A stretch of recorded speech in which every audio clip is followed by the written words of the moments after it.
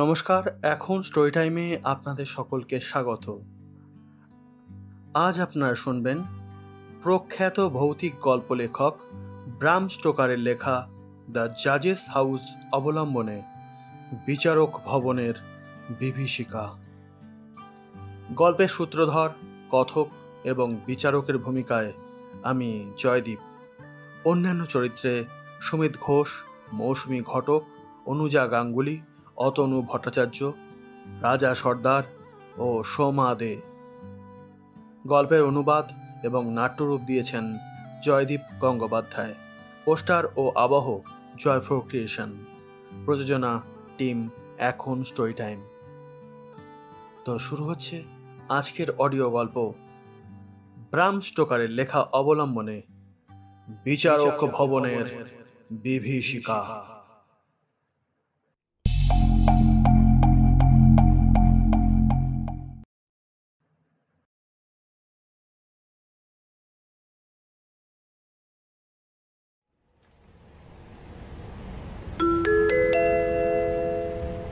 Welcome, initiates Nizhnirak. Passengers are requested to get their train information from the notice board. Attention please. A live Motsab with Nizhnirak Express is coming at the platform number 23A. Passengers are requested to report 10 minutes before the departure. Malcolm সান ticket কাউন্টারে গিয়ে কাউন্টারে থাকা মেয়েটাকে জিজ্ঞেস করলো, একটা ticket দিন তো। কোথাকার? কোথাকার? এক মিনিট। স্টেশন চার্ট আর টাইম টেবিলের পাতাটা একবার দেখে নি। হ্যাঁ হ্যাঁ হ্যাঁ, এটাই ঠিক হবে। প্রথম নাম এটাই, কিন্তু নামটা তো কোনোদিন শুনেছি বলে মনে পড়ছে না। কি হলো? কোথাকার টিকিট বলুন? ও সরি সরি সরি, বেন চার্চের একটা টিকিট দিন প্লিজ। ওকে, এই নিন আপনার ticket. Happy journey sir. Thank you. Attention please. A live Motsab with Nizhnirak Express is coming at the platform number 23A. Train ছেড়ে দিল।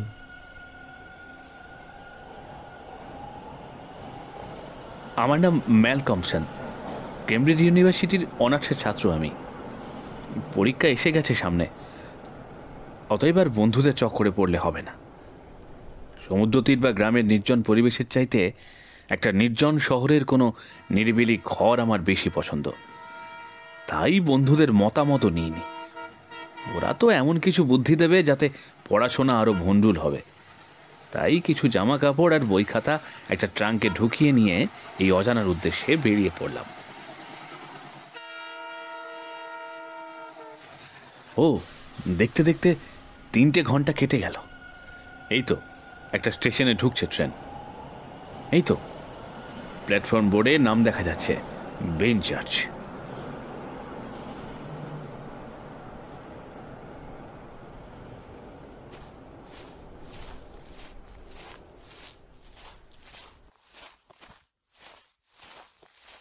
তিন ঘন্টা ভ্রমণ শেষে পড়ন্ত বিকেলে বেন চার্চ বলে একটা নির্জন স্টেশনে ম্যালকমসন নেমে পড়ল। যেখানে প্ল্যাটফর্মে মানুষ বলতেছিল একমাত্র স্টেশন মাস্টারই। ম্যালকমসন এই ভেবে বেশ পুলকিত হলো যে এমন একটি জায়গায় সে শান্তিতে পরীক্ষার পড়ার জন্য লুকিয়ে এসে পড়েছে, যে জায়গাটার নাম কাউকে সে জানায়নি, এবং মোটামুটি এটা হবে তার একরকম অজ্ঞাতবাসী। সন্ধে হবার আগেই মনে হচ্ছিল যেন এক্ষুনি নিদ্রার কোলে ঢলে পড়বে এই ছোট নির্জন শহরটা। এখানকার সবেদন নীলমণি একমাত্র যে সরাইখানাটা রয়েছে তার নাম দ্য গুড ট্রাভেলার। সেইখানে এসে যখন সে উপস্থিত হলো তখন সন্ধে পার হয়ে রাত নেমেছে। বেন চার্চ হচ্ছে মফস্বলের ছোট্ট একটা হাতুড়ে গঞ্জ। সারা মাসের মধ্যে মাত্র একটি সপ্তাহে এখানে হাট বাজার বসে এবং বিস্তর গেম ব্যাপারী ভিড় জমে। কিন্তু মাসের বাকি 21 দিন একেবারে ফাঁকা মরুভূমির মতো। নির্জনতা কাকে বলে তা বেন চার্চে সেই দিনগুলো এলেই ভয়ঙ্কর ভাবে বোঝা যায়। ব্যাপারটা লক্ষ্য করে খুব পুলকিত হয়েই সে রাতে সরাইতে ঘুমিয়ে রাত কাটিয়ে দিল ম্যালকমসন।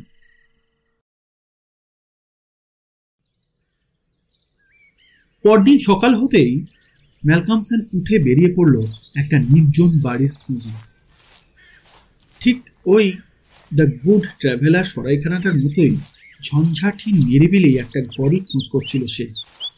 বলতে গেলে সারাটা দিনই সেই নির্জন ছোট্ট শহরটায় ঘুরে বেড়ালো আশ্রয়ের সন্ধানে।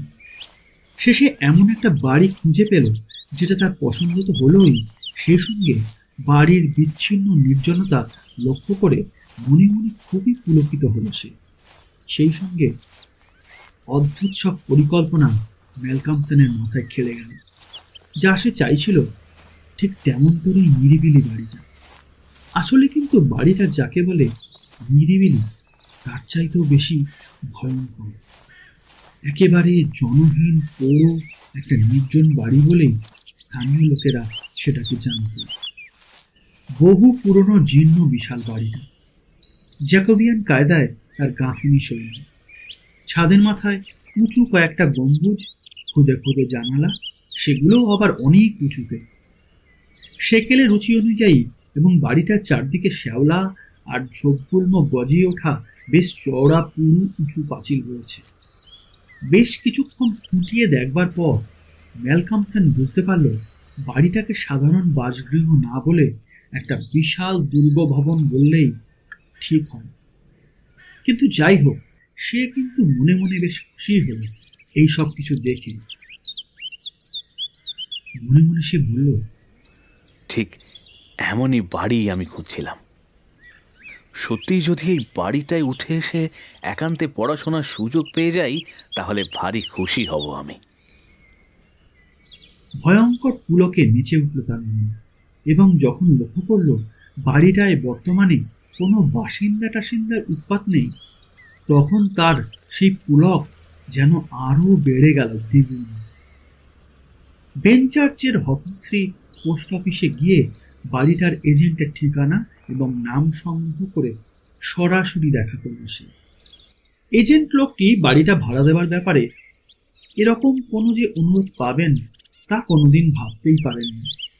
এজেন্টের নাম মিস্টার কার্নফো, স্থানীয় একজন উকিল, বেশ সদাশয় সজ্জন মানুষ। বাড়িটা ভাড়া চাওয়া হচ্ছে শুনে বেশ স্পষ্ট খুশির ভাব দেখিয়ে শেষে ম্যালকমসনকে বলল, আপনাকে সত্যি কথা বলতে একটু সংকোচ নেই আমার।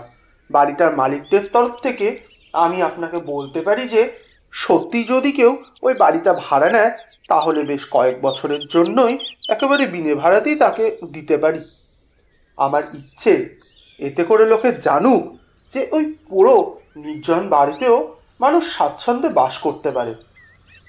আসলে ব্যাপারটা হয়েছে এই যে বহু বছর ধরে বাড়িটা জনশূন্য থাকাতে লোকেদের মনে একটা বদ্ধমূল ধারণা জন্মেছে যে ওই পুরনো বাড়িটা একটা অদ্ভুত রহস্যময় বাড়ি, এবং যে কেউ ওই বাড়িতে বাস করুক না কেন অদ্ভুত কিছু ঘটনা ঘটবেই তার কপালে। সুতরাং এখন যদি কেউ ওই বাড়িতে বাস করে তাহলে সেই ভয়টা আর।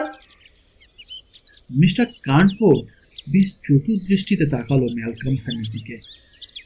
বিশেষ করে আপনার মতন মেধাবী ছাত্রের এই বাড়িটাই উপযুক্ত, একেবারে নিরিবিলি জায়গা। ধন্যবাদ। ম্যালকমসন তাকে ধন্যবাদ জানিয়ে বেরিয়ে পড়ল। বাড়িটার মধ্যে অদ্ভুত রহস্য ব্যাপারটা যে কি সেটা জানবার জন্যে ম্যালকমসন কোনো রকম আগ্রহ দেখালো না, কারণ সে জানতো ব্যাপারটা যেমন করেই হোক সে জানতেই পারবে। ভাড়া হিসেবে 3 মাসের টাকাটা পুরো রসিদ এবং ওই বাড়িতে থাকবার সময় তার পরিচারিকা হয়ে কাজ করবে এরকম একজন বয়স্কা মহিলার নাম জেনে নিয়ে সে ফিরে এলো সরাইখানায়। দ্য গুড ট্রাভেলার সরাইখানার বাড়িওয়ালি মহিলাটি সদা প্রফুল্লময় এবং খুবই দয়ালু স্বভাবের। সরাইকর্ত্রীর নাম মিসেস উইদাম। ম্যালকমসন এসে দেখা করলো মিসেস উইদামের সঙ্গে। ওই বাড়িতে গিয়ে তার যেসব গেরস্তালির জিনিসপত্রের দরকার পড়বে মোটামুটি সেই সব জিনিসগুলো কিভাবে সংগ্রহ করা যায় তার জন্যে মহিলার কাছে উপদেশ চাইল।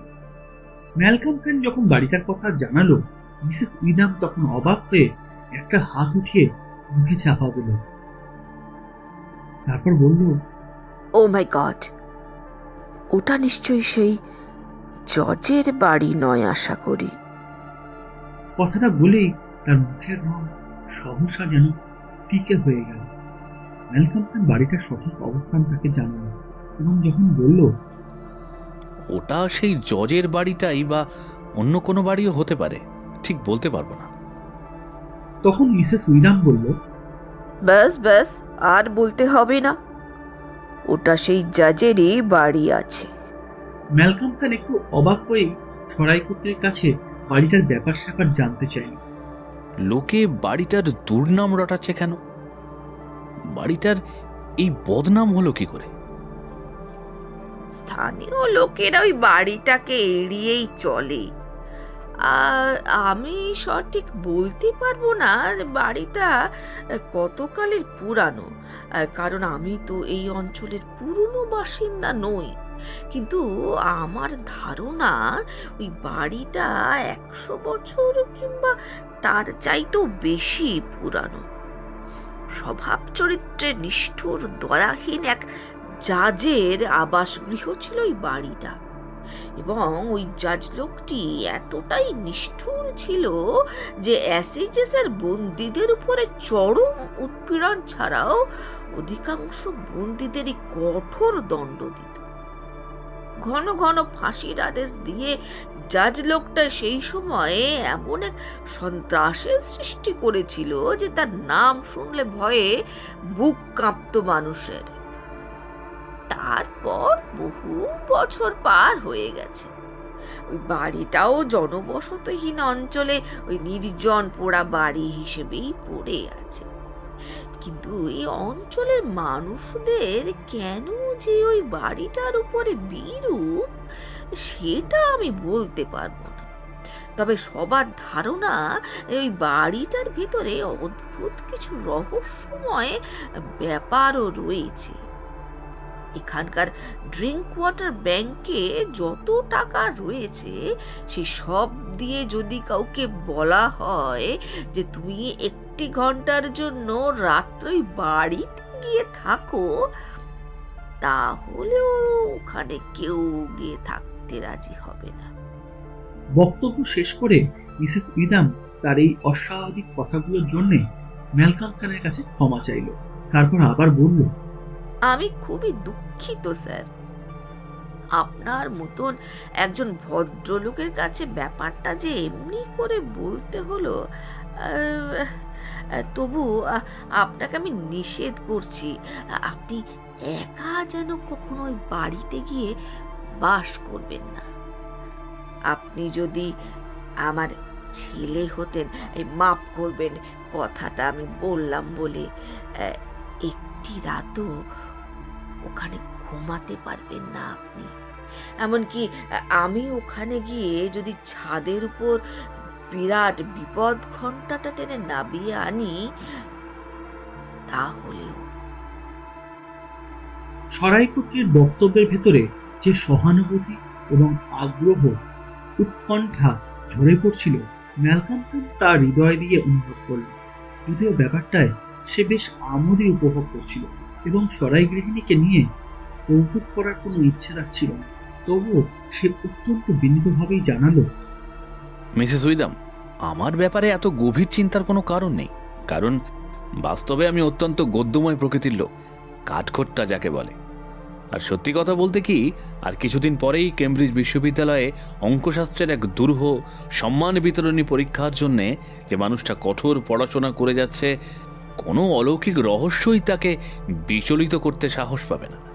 তাছাড়া কঠিন অঙ্কশাস্ত্রের এমন সব জটিল তত্ত্বের মধ্যে আমার মন আচ্ছন্ন হয়ে থাকবে যে পার্থিব অন্য কোনো রহস্যের দিকেই চোখ পড়বে না বলে আমার বিশ্বাস।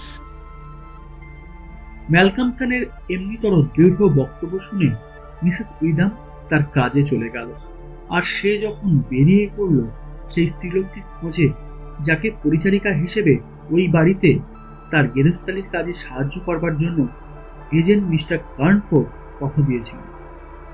যখন পরিচারিকাকে সঙ্গে নিয়ে সে জজের বাড়িতে গিয়ে পৌঁছলো, দেখলো মিসেস উইদাম কিছু মালপত্র আর কয়েকটি ছেলেকে নিয়ে অনেক আগে থেকেই সেখানে অপেক্ষা করছে।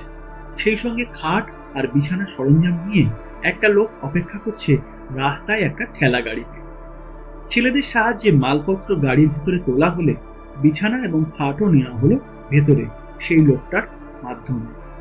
মিসেস উইদামের তীব্র কৌতূহল ছিল বাড়ির ভেতরে ঢুকে সবকিছু দেখার, এবং সত্যিই যখন ম্যালকমসনের পিছু পিছু বাড়ির ভেতরের ঘরগুলো এসে ঘুরে বেড়াতে লাগলো, তখন সামান্য কোনো শব্দ কানে আসতেই সঙ্গে সঙ্গে আচমকা তাকে জড়িয়ে ধরছিল মহিলাটি। রহস্যজনক ব্যাপারটা কোন ঘরে ঘটে? অস্পষ্ট স্বরে বিড়বিড় করলো কিছুক্ষণ, তারপর একে একে প্রত্যেকটা ঘরই ভালো করে দেখে একসময় চুপ করে গেল।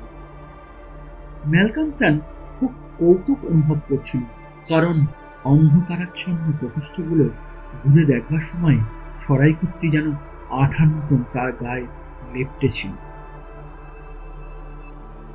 ঘরগুলো সব ভালো করে দেখা হলে ম্যালকমসন স্থির করল মাঝখানের বিশাল ডাইনিং হলঘরটাই সে ব্যবহার করবে তার শোবার এবং পড়ার ঘর হিসেবে। ঘরটা এত বড় যে তার রান্না বান্না থেকে শোয়া, পড়াশোনা সবই এই একটা ঘরেই হয়ে যাবে। পরিচারিকা মহিলাটির সাহায্যে মিসেস উইদাম তখন গেরস্তালির টাকাগুলো শেষ করে এনেছে। জুড়েগুলো যখন খোলা হলো, তখন ম্যালকমসন অবাক হয়ে দেখল সরাইকুত্রী তার নিজের রান্নাঘর থেকে এমন অনেক দরকারি খাদ্যবস্তু নিয়ে এসেছে যেগুলো পরিমাণে অনেক এবং বেশ কিছুদিন চলে যাবে। বিদায় নেবার আগে মহিলাটি নানা রকম সান্ত্বনার কথা বলল ম্যালকমসনকে এবং দরজার কাছে গিয়ে বলল, শুনুন স্যার, এই ঘরটা যেরকম প্রকাণ্ড, তাতে রাতের ঠান্ডায় আপনার খুব কষ্ট হতে পারে। এই সুতরাং ওই পুরানো ওই যে পর্দাগুলো টানানো রয়েছে, ওগুলো দিয়ে আপনার শয্যার জায়গাটা ঘিরে নেবেন। খুব সাবধানে থাকবেন স্যার, সাবধানে থাকবেন। বলেই মিসেস উইদাম খুব দ্রুত দরজার বাইরে গিয়ে তারপর রাস্তায় ছেলেদের সঙ্গে নিয়ে চলে গেল। সরাইকুত্রী মিসেস উইদাম চলে যেতেই পরিচারিকা মহিলাটি, যার নাম মিসেস ডেমস্টার, নাক দিয়ে একটা বিশ্রী শব্দ করে উঠল। তার মুখে অবজ্ঞার হাসি। ম্যালকমসনকে লক্ষ্য করে যেন সে বলতে চায়, ভূত প্রেতের ব্যাপারে ওই সরাইগিনীর মতন অত ভীতু সে নয়। তারপর এক সময় সত্যিই সে মুখ খুলল। আসল ব্যাপারটা কি তা আমি বলছি আপনাকে স্যার। মিসেস ডেমস্টার হলের সিলিং এর দিকে তাকাল। অনেক কিছুকেই সবাই ভূত বলে বিশ্বাস করে, ভয় করে। সত্যি সেসব ভূত কিনা তা যাচাই করে দেখে না। আসলে সেই অনেক কিছু কিন্তু ভূত ছাড়া বাকি আর অন্য সব কিছুই হতে পারে।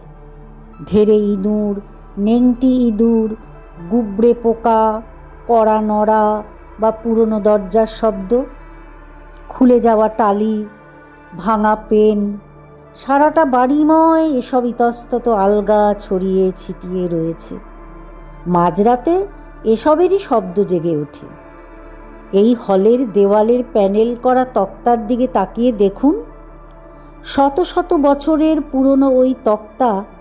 আপনি কি মনে করেন ওই তক্তাগুলোর ভেতরে ঘুপসি অন্ধকারে ইঁদুর আর গুবড়ে পোকারা বাসা বাঁধেনি? আপনি এমনটি নিশ্চয়ই আশা করেন না যে এই জীর্ণ বাড়িটায় বাস করেও কখনো সেই সব ইঁদুরগুলোকে আপনি দেখতে পাবেন না। আসলে এই ইঁদুরগুলোই হলো ভূত, এবং ভূতই হলো ওই সব ইঁদুর। স্যার, ব্যাস, এর বেশি আর কিছু ভাববেন না আপনি। ম্যালকমসন বেশ অভিভূত হয়ে বলল, চমৎকার বলেছেন মিসেস ডেমস্টার, এই তো চাই।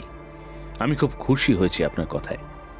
শুনুন, আমি যখন এখান থেকে চলে যাব তখন এই বাড়িতে যাতে আপনি থাকতে পারেন তার ব্যবস্থা আমি করে যাব।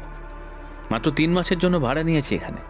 তার মধ্যে 1 মাস এখানে থেকে বাকি 2 মাস আপনাকে এ বাড়ির অধিকার দিয়ে আমি চলে যাব। 1 মাস আমার সেবার জন্য এই পুরস্কার। মিসেস ডেমস্টার হেসে বিনীত স্বরে ম্যালকমসনকে বলল, ধন্যবাদ স্যার, কিন্তু বাড়ি থেকে আমার অন্য কোথাও গিয়ে একটি রাতের জন্য ঘুমানো সম্ভব নয়। এখন আমি গ্রিনহোর চ্যারিটি হোমে আশ্রয় পেয়েছি।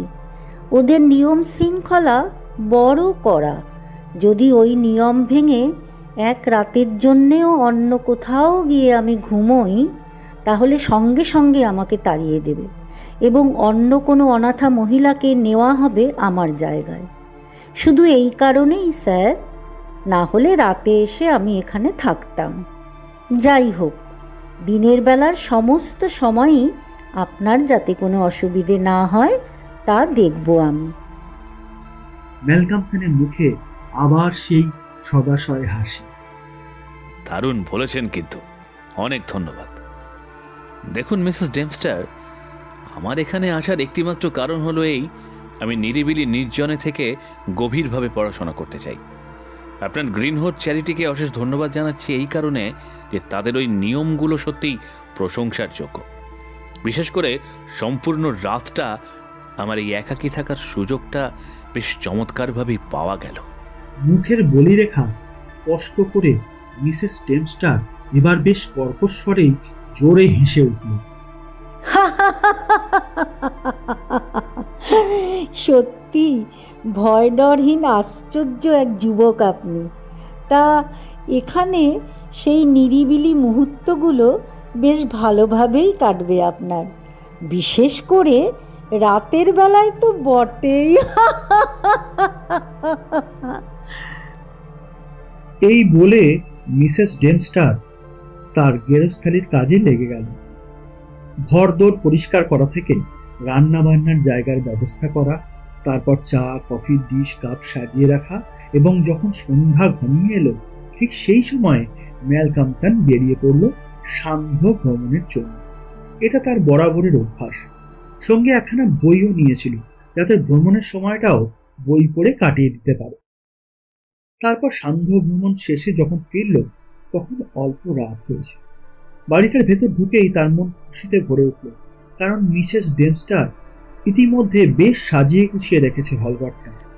পুরনো ফায়ারপ্লেসে আগুনও জ্বলছে চমৎকার ভাবে।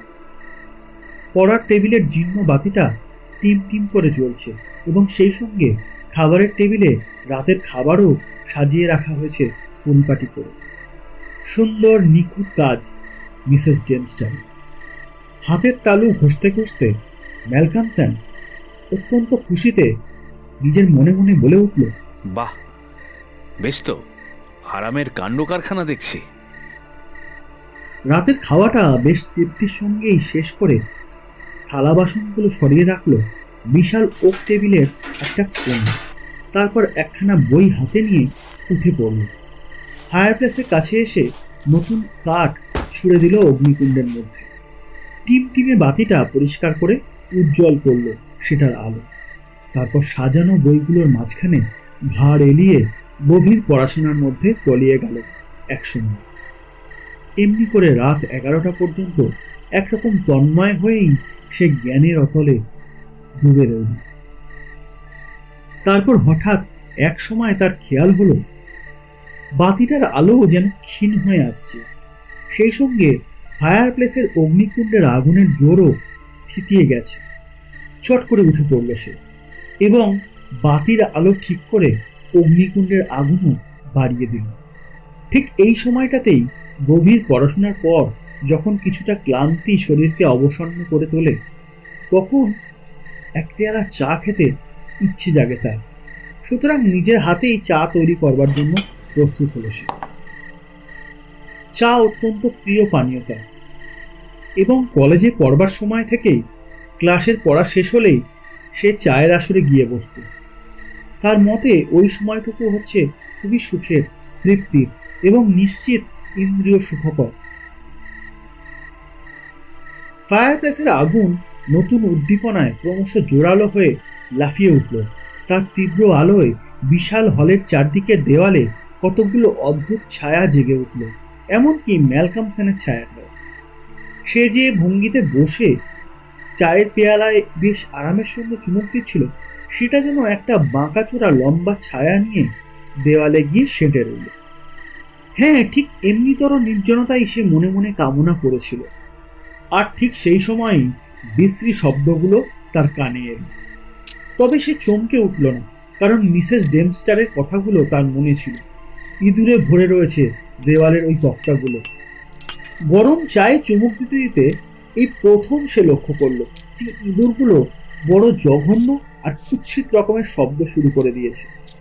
ম্যালকমসন নিজের মনে মনেই যেন বলল, অবশ্য সন্ধ্যের পর থেকে যতটা রাত পর্যন্ত আমি পড়াশোনা করেছি, ইঁদুরগুলো সেই সময়টায় কিছুই করেনি। যদি ওরা তাই করত তাহলে অবশ্যই আমি টের পেতাম, কিন্তু না, ওদের এই বিশ্রী শব্দ এতক্ষণে আমার কানেই আসেনি। তারপর সেই শব্দ যখন আরো তীক্ষ্ণ, আরো কর্কশ এবং হিংস্র হয়ে বেড়ে উঠল, তখন ম্যালকমসন এই ভেবে খুশি হলো যে শব্দটা সত্যিই এই প্রথম সে শুনল। স্পষ্টই বোঝা যাচ্ছে এতকালের নির্জন অন্ধকারে এই প্রথম তার মতো একজন আগন্তুকের আবির্ভাব দেখে ইঁদুরগুলো খুব ভয় পেয়েছিল রাতের প্রথম দিকে। তারপর ওই যজ্ঞকুণ্ডের আগুন, বাড়ির আলো দেখে তারা আরো ভীত হয়ে পড়েছিল। তারপর তাদের স্বভাব অনুযায়ী যখন ব্যাপারটা ক্রমশ সহনীয় হয়ে উঠল এবং রাতও বেড়ে চলল, দলে ক্রমশ ভারী হয়ে ছড়িয়ে পড়ল তারা ঘরের সর্বত্র। তীব্র চেঁচামেচির সঙ্গে ছুটে বেড়াতে লাগলো বিশাল হলের এদিকে ওদিকে। ম্যালকমসন অদ্ভুত চোখে দেখতে লাগলো। বিচিত্র শব্দ করে অসংখ্য ইঁদুর ছড়িয়ে পড়ছে ঘরের আনাচে কানাচে। এমন অদ্ভুত শব্দ জীবনে এই প্রথম শুনল সে। উপরে নিচে দেওয়ালের জীর্ণ তক্তাগুলো সর্বত্র এবং তার পিছনে ফাঁক করে সিলিংয়ের ওপরে মেঝের এখানে ওখানে অস্থিরভাবে ছুটোছুটি লাগিয়ে দিয়েছে ইঁদুরগুলো। ওদের তীক্ষ্ণ দাঁতের আঁচড়ের শব্দ, খচ করে কামড়াবার শব্দ, আর সেই সঙ্গে দূর দাঁড় করে ছুটোছুটির শব্দ, সঙ্গে সঙ্গে চিচি শব্দে হঠাৎ লুকিয়ে পড়ার শব্দ, ম্যালকমসনের কাছে সবই যেন এক বিচিত্র অভিজ্ঞতা। ম্যালকমসন নিজের মনেই হাসল পরিচারিকা বৃদ্ধা মহিলাটির কথা আর একবার স্মরণ করে। এই সব যত রাজ্যের ইঁদুরগুলোই হলো আসলে এই বাড়ির কাল্পনিক ভূত। চা খাওয়ার পর তার মস্তিষ্কে সূক্ষ্ম বুদ্ধিবৃত্তির এক উজ্জ্বল অনুভূতি জেগে উঠেছিল। সেই সঙ্গে দেহ মনে উৎসাহ তো জেগেছিল আরোই। বেশ খুশি মনেই সে লক্ষ্য করল রাত ফুরিয়ে আসবার আগেই সে লম্বা আর এক পক্ষ পড়াশোনার কাজ শেষ করে নিতে পারবে। এই বিশাল বাড়ির রহস্য সম্পর্কে যদিও সে উদাসীন, তবুও মনের কোণে নিজের নিরাপত্তার জন্য সামান্য একটু বোধ জেগে উঠতেই সে স্থির করলো বইয়ের মধ্যে তলিয়ে যাওয়ার আগে এখনই একবার বিশাল হলঘরটার চারিদিকে ঘুরে দেখে আসবে। কথাটা মনে হতেই বাতিটা হাতে নিয়ে উঠে পড়ল সে। হলের চারদিকে খানিকক্ষণ ঘুরে বেড়ালো। দেয়ালে দেয়ালে তার লম্বা বাঁকাচোরা ছায়াটা অনুসরণ করলো তার পেছন পেছন। বেশ অবাক হয়ে ম্যালকমসন ভাবল, এত সুন্দর অথচ অদ্ভুত এই বাড়িটা কত কাল ধরে উপেক্ষিত হয়ে পড়ে আছে জনবসতিহীন এই নির্জন অঞ্চলে। দেয়ালের কারুকার্য মণ্ডিত ওক কাঠের তক্তাগুলো কত সুন্দর এবং নিখুঁত ছিল এককালে। তার জানলা দরজাগুলো কিরকম ঐশ্বর্যের আভাস হয়ে রয়ে গিয়েছে। কত সূক্ষ্ম কারিগরি নিপুণতায় তৈরি হয়েছিল এইসবগুলো। দেয়ালে শোভা পাচ্ছে বেশ কয়েকটি পুরনো তৈলচিত্র এবং সোনালী গিল্টির ফ্রেম। সেগুলো এতই জীর্ণ হয়ে এসেছে যে সেগুলো এবং তৈলচিত্রগুলোর ক্যানভাসে ধুলোর স্তর ঘন হয়ে জমে গেছে, যার ফলে ম্যালকমসন ছবিগুলো প্রায় কিছু দেখতেই পেল না। শেষে বাতিটা মাথার উপরে উঁচু করে ধরে সে দেখতে চেষ্টা করল এবং ওই ঘন ধুলো স্তর আর পোকামাকড়ের নোংরা দাগ ছাড়া কিছুই চোখে পড়ল না। তারপর আলো নামিয়ে এনে ঘুরে চলল অন্য দিক দিয়ে। অত বড় হলের মেঝের সর্বত্রই ফাটা আর গর্তে ভরা। যেতে যেতে সে লক্ষ্য করল মেঝের সেই সব ফাটা জায়গা এবং গর্তের ভেতরে মুখ উঁচিয়ে রয়েছে ছোট ছোট ইঁদুরেরা। জল জলে উজ্জ্বল চোখে তারা তাকিয়ে দেখছে ম্যালকমসনকে। বাতির আলোয় তাদের চোখের দীপ্তি দেখে তার বেশ মজাই লাগছিল। কিন্তু হঠাৎ সেই নিস্তব্ধতা যেন ভেঙে টুকরো টুকরো হয়ে গেল। মুহূর্তের মধ্যেই তীক্ষ্ণ চিঁচি শব্দে আবার দ্রুত ছুটি শুরু করলো ইঁদুরগুলো। সেই খচখচ আঁচড়াবার শব্দ, ধারালো দাঁতের কিচিরমিচির ঘর্ষণের শব্দে ভরে গেল হল ঘরের আবহাওয়া। ম্যালকমসন তার পড়ার টেবিলের কাছাকাছি একটা জায়গায় গিয়ে দাঁড়ালো। একটা ব্যাপার তাকে অভিভূত করেছে। ছাদের উপরে বিপদ ঘণ্টার লম্বা দড়িটা ঘরের মধ্যে ঝুলন্ত অবস্থায় সে দেখতে পেল। ফায়ার সেলের ঠিক ওপরে পড়ার টেবিল থেকে বেশ স্পষ্ট দেখা যায় দড়িটা কোনাকুনিভাবে নেমে এসেছে মেঝের প্রায় কাছাকাছি। আর এক পেয়ালা চা তৈরি করে একটা পেছনে হেলানো সেকেলে প্রকাণ্ড চেয়ার টেনে নিয়ে ফায়ার প্লেসের খুব কাছে গিয়ে আরাম করে তাতে বসলো ম্যালকমসন। চা খাওয়া শেষ হবার পর কুচানোর লাঠিটা দিয়ে উস্কে দিল ফায়ার প্লেসের আগুন। কিছু নতুন কাঠ গুজে দিল আগুনে। তারপর উঠে পড়লো চেয়ার ছেড়ে পড়ার টেবিলের ধারে গিয়ে বসলো, অগ্নিকুণ্ডের জায়গাটাকে ঠিক বাম ধারে রেখে।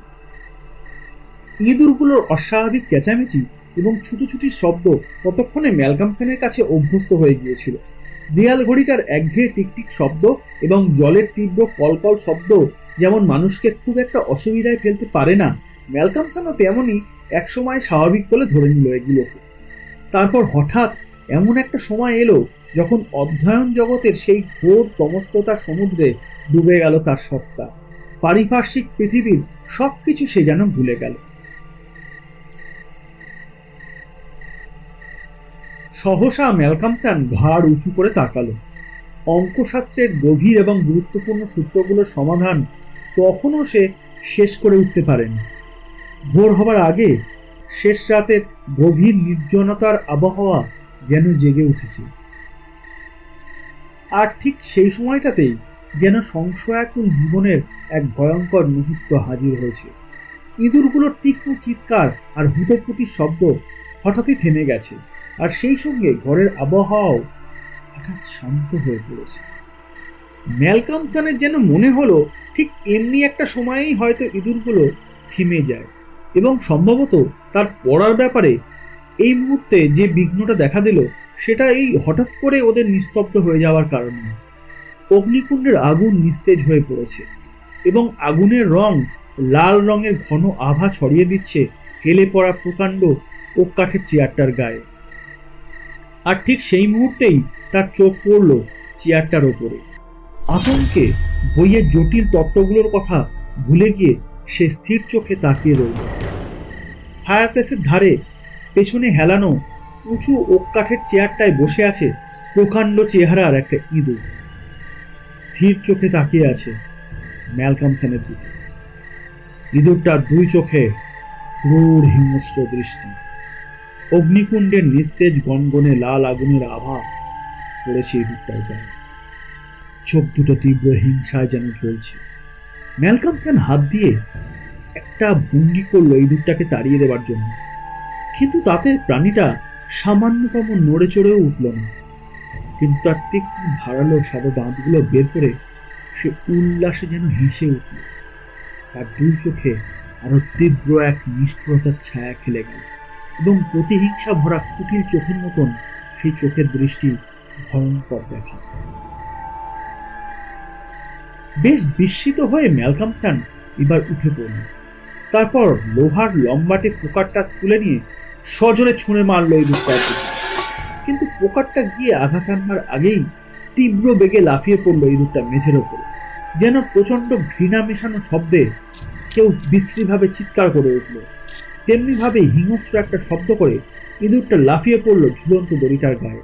তারপর দড়িটা বেয়ে মুহূর্তে অদৃশ্য হয়ে গেল উপরের অন্ধকার সিলিং এর দিকে। বাতিদানের উপরটা ঢাকা ছিল একটা সবুজ রঙের ঢাকনা দিয়ে, সুতরাং পড়ার টেবিল এবং মেঝের কিছুটা জায়গা ছাড়া উপরের দিকটা পুরোপুরি অন্ধকারে অদৃশ্য ছিল।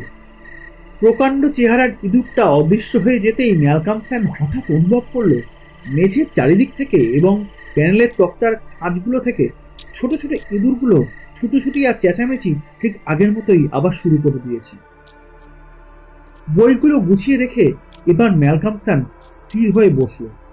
দূরাগত অস্পষ্ট এক কাক ডাকার শব্দে সে বুঝতে পারল ঘুমতে আর বেশি দেরি নেই।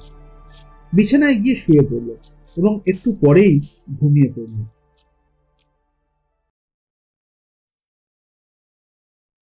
বেশ বেলা পর্যন্ত এমন গভীর ঘুমে সে আচ্ছন্ন হয়ে রইল যে মিসেস ডেমস্টার এসে তার ঘরের কাজকর্ম শুরু করে দেবার শব্দেও তার ঘুম ভাঙল না। তারপর বেশ বেলায় গৃহস্থালির কাজকর্ম যখন প্রায় শেষ এবং প্রাতরাশের ব্যবস্থাও তৈরি, ঠিক সেই মুহূর্তেই মিসেস ডেমস্টার গিয়ে তাকে ডেকে তুললেন। সারা রাতের প্রচন্ড পরিশ্রমে সামান্য মাত্র ক্লান্ত হয়ে পড়েছিল সে, এবং এক কাপ গরম কড়া লিকার চা খাওয়ার পরই তার শরীর যেন বেশ সবল হয়ে উঠল। একখানা বই হাতে নিয়ে সে বেরিয়ে পড়ল প্রাতঃভ্রমণের উদ্দেশ্যে গ্রামের রাস্তায়। সঙ্গে কিছু খাবারও নিয়ে বেরিয়েছিল যাতে ডিনারের আগে খিদেটা না পেয়ে বসে। শহরের নির্জনতম অংশের উপান্তে বেশ কিছুক্ষণ পায়চারি করে বেড়াবার পর একটা সুন্দর জায়গা দেখে সারাটা দিন সেখানে বসে অঙ্কের বইগুলো পড়ে সময় কাটিয়ে দিল। তারপর বিকেলের আলো পড়ে আসবার আগেই সে রওনা হলো বাড়ির দিকে। পথে দ্য গুড ট্রাভেলার সরাইখানাটা নজরে পড়তেই সেখানে গিয়ে মিসেস উইদামের সঙ্গে দেখা করে হাসি মুখে তাকে ধন্যবাদ জানানো। থ্যাংক ইউ ম্যাডাম, এত ভালো একটা বন্দোবস্ত করে দেওয়ার জন্য। মিসেস উইদাম বেশ কৌতূহলী চোখে তাকে দেখল, অনন্ত বিস্ময় মহিলাটির চোখে। শেষে বলল, খুব বেশি খেটে যাচ্ছেন স্যার আপনি। আজকে সকালের দিকে আপনার চেহারাটা খুবই বিবর্ণ দেখাচ্ছিল। অত রাত পর্যন্ত পড়াশোনার জন্য অক্লান্তভাবে খেটে যাচ্ছেন। মস্তিষ্কের উপরে এত চাপ, এটা সহ্য করা খুব একটা সহজ ব্যাপার নয়। কিন্তু সত্যি কথা বলুন তো স্যার, কি করে সারাটা রাত কাটলো আপনার? চমৎকার কেটেছে, চমৎকার। রহস্য ব্যাপারটা আমায় মোটেই অস্বস্তি পাইয়ে দেয়নি এখনো। কিন্তু বেশ কিছু ইঁদুর, সংখ্যায় অগুন্তি, বেশ নেচে কুঁদে যেন সার্কাসের মতন অবস্থা সৃষ্টি করেছিল। সত্যি কথা বলতে কি, ইঁদুরগুলোর ওই দৌড়াতে আমার এতটুকু অসুবিধে হয়নি। বেশ বড় প্রকাণ্ড চেহারার একটা ইঁদুর দু চোখের জ্বলন্ত খড়কুটিল দৃষ্টি নিয়ে তাকিয়েছিল আমার দিকে। শয়তানের মতো ভঙ্গিতে ফায়ার প্রেসের ধারে ওই ওক কাঠের তৈরি চেয়ারটায় বসেছিল। শয়তানটাকে তাড়া করেও সেটা না পালাতে আমি ওই পোকারটা ওর দিকে ছুঁড়ে মারলাম। আর অদ্ভুত ব্যাপার, ওটা ছুঁড়ে মারতেই দেখলাম ওটা ঘন্টার দড়ি বেয়ে তরতর করে উপরের দিকে উঠে অন্ধকারে কোথায় যেন অদৃশ্য হয়ে গেল। ইঁদুরটা দেওয়ালের কোনো পুকুরে কিংবা সিলিংয়ের কোনো খাঁজে গিয়ে অদৃশ্য হলো কিনা তা দেখার উপায় ছিল না, কারণ ল্যাম্পসেটের আলো উপরের দিকে না পড়ায় উপরটা ছিল অন্ধকারে ভরা। ও গড, দয়া করে রক্ষে করুন আমাদের। একটা পুরনো শয়তান ছদ্মবেশ ওই চেয়ারে এসে বসেছিল। মিসেস উইদামের কণ্ঠস্বর অনেকটা আর্তনাদের মতো শোনাল। আপনি খুব সাবধান স্যার। হয়তো শোনেননি আপনি, ওই শয়তানের চেহারা নিয়েও অনেক ফিসফিসানি কাহিনী আকাশে বাতাসে ছড়িয়ে পড়েছে এই অঞ্চলে। কি বলতে চাইছেন আপনি? আমি কিন্তু আপনার কথা কিছুই বুঝতে পারলাম না। সেই পুরনো শয়তান, সেই অগ্নিকুণ্ডের ধার, সেই জীর্ণ ওক চেয়ার।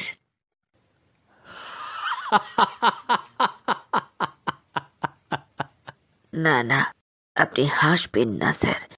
মিসেস উইদাম বিবর্ণ চোখে তাকালো ম্যালকমসনের দিকে, আর ম্যালকমসন তার হাসি থামাতেই শুনতে পেল মিসেস উইদাম বিবর্ণ শুকনো স্বরে তাকে বলছে, আপনারা তরুণ বয়সী ছেলেরা খুব সহজেই সবকিছুতেই হাসির খোরাক পান, অথচ ঠিক সেই ব্যাপারটার কথা শুনলে আমরা বয়স্করা এখনো ভয়ে কেঁপে উঠি। কিছু মনে করবেন না স্যার, আপনি চিরকাল যেন এইভাবেই হেসে যেতে পারেন, ঈশ্বরের কাছে আমি এটাই প্রার্থনা করি। কথাটা বলে মিসেস পিরাম সম্পূর্ণ সহানুভূতির দৃষ্টিতে তাকালো ম্যালকমসনের দিকে। তার মুখে এবার যেন একটা হাসির রেখা জেগে উঠল। হয়তো ম্যালকমসনের ওই হাসি তাকে কিছুটা উজ্জীবিত করতে সমর্থ হয়েছিল। ম্যালকমসন বেশ বিনয়ের ভঙ্গিতে এবার বলল, আমায় ক্ষমা করবেন। আমাকে খুব রূঢ় চরিত্রের লোক বলে ভাববেন না, কিন্তু ওই যে বললেন পুরনো শয়তানটা ছদ্মবেশে চেয়ারে এসে বসেছিল, কথাটা শুনতে খুবই বিশ্রী, তবুও বেশ মজা পেলাম। আচ্ছা, এবার আমাকে ঘরে ফিরতে হবে, ডিনারের সময় হয়ে গেছে। ম্যালকমসন সেখান থেকে বাড়ির দিকে রওনা হন।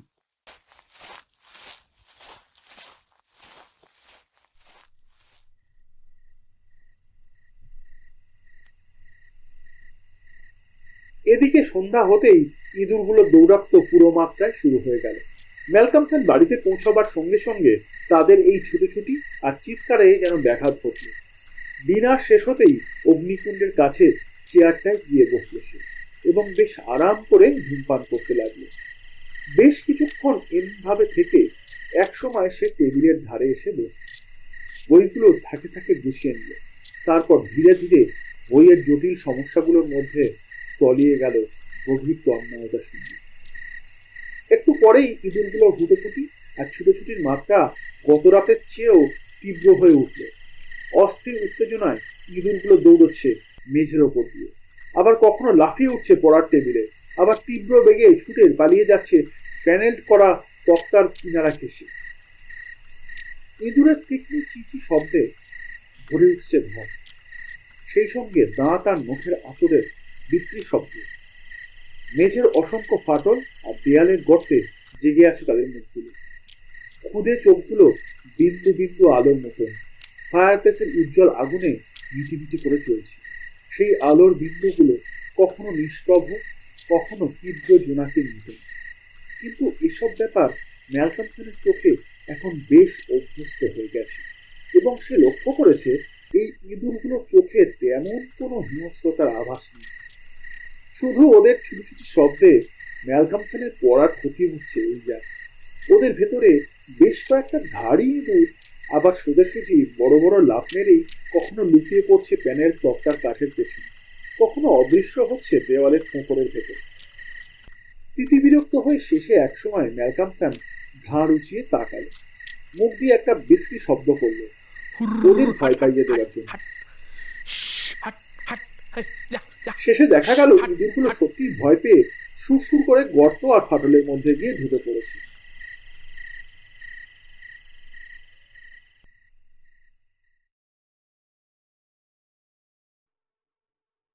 এইভাবেই রাতের প্রথম দিকটা মোটামুটি একরকম ভাবে কেটে গেল এবং এই অনাকাঙ্ক্ষিত গোলমালের ব্যাপারটা একরকম বিস্তৃত হয়েই ম্যালকমসন তার পড়ার জগতের মধ্যে তন্ময় হয়ে পড়ল। তারপর হঠাৎ একসময় ম্যালকমসন ঘাড় সোজা করে তাকালো চারিদিকে। ঠিক গত রাতের মতনই হঠাৎই ঘরের মধ্যেকার সবকিছু যেন স্তব্ধ হয়ে গেল। ইঁদুরগুলোর হুটোপুটির চিনমাত্র শব্দও তার কানে আসছে না। সমস্ত ঘরের মধ্যে যেন পাষাণের মতন অসহ্য ভারী এক নিস্তব্ধতা চেপে বসেছে, কিংবা কবরের ভেতরে নীরবতার মতনই এক অদ্ভুত স্তব্ধতা সহসা যেন নেমে এসেছে ঘরের ভেতরে। গতকালের শেষ রাতের সেই দৃশ্য তার মনে জেগে উঠল। পর মুহূর্তে সে তাকালো ফায়ারপ্লেসের ধারের পুরনো প্রকাণ্ড ওক কাঠের সেই চেয়ারটার দিকে, আর দেখা মাত্রই মুহূর্তের মধ্যে একটা তীব্র অনুভূতি বিদ্যুৎ স্পর্শের মতন তার মনের স্নায়ুগুলোর ওপরে ধাক্কা মেরে চলে গেল। বাঁকানো কারুকাজ করা প্রকাণ্ড সেই ওক কাঠের তৈরি চেয়ারটার ওপরে বসে আছে বিশাল চেহারার সেই ভয়ঙ্কর ইঁদুরটা। হিংস্র কুটিলতায় ভরা দুটো জ্বলন্ত চোখে এক দৃষ্টে তাকিয়ে আছে তারই দিকে। সেই মুহূর্তেই ম্যালকমসন হাতে তুলে নিল একটা মোটা বই এবং সেটা তীব্র বেগে ছুঁড়ে মারল প্রাণীটাকে লক্ষ্য করে। লক্ষ্যভ্রষ্ট হয়ে বইটা আছড়ে পড়ল চেয়ারের নিচে এবং দেখা গেল ইঁদুরটা একটুও না চমকে গিয়ে বরং আরো হিংস্র হয়ে গিয়ে তার দৃষ্টিটা ছুড়ে দিল তার দিকে আরো তীব্র করে। সুতরাং ম্যালকমসনকে পরবর্তী ব্যবস্থাটা করতেই হলো। ঠিক আগের রাতের মতনই সামান্য একটু এগিয়ে এসে পোকারটা তুলে এনে ছুঁড়ে মারতে বিশাল ইঁদুরটা লাফিয়ে করে দড়িটা বেয়ে পলকের মধ্যেই উঠে গেল উপরের অন্ধকারে। তারপর ঘন্টার দড়িটা সিলিং এর যেদিকে উঠে গেছে সেখানে উঠে গিয়ে কোথায় যেন অদৃশ্য হয়ে গেল। তারপরে সেই অদ্ভুত ব্যাপারটা আবার শুরু হয়ে গেল।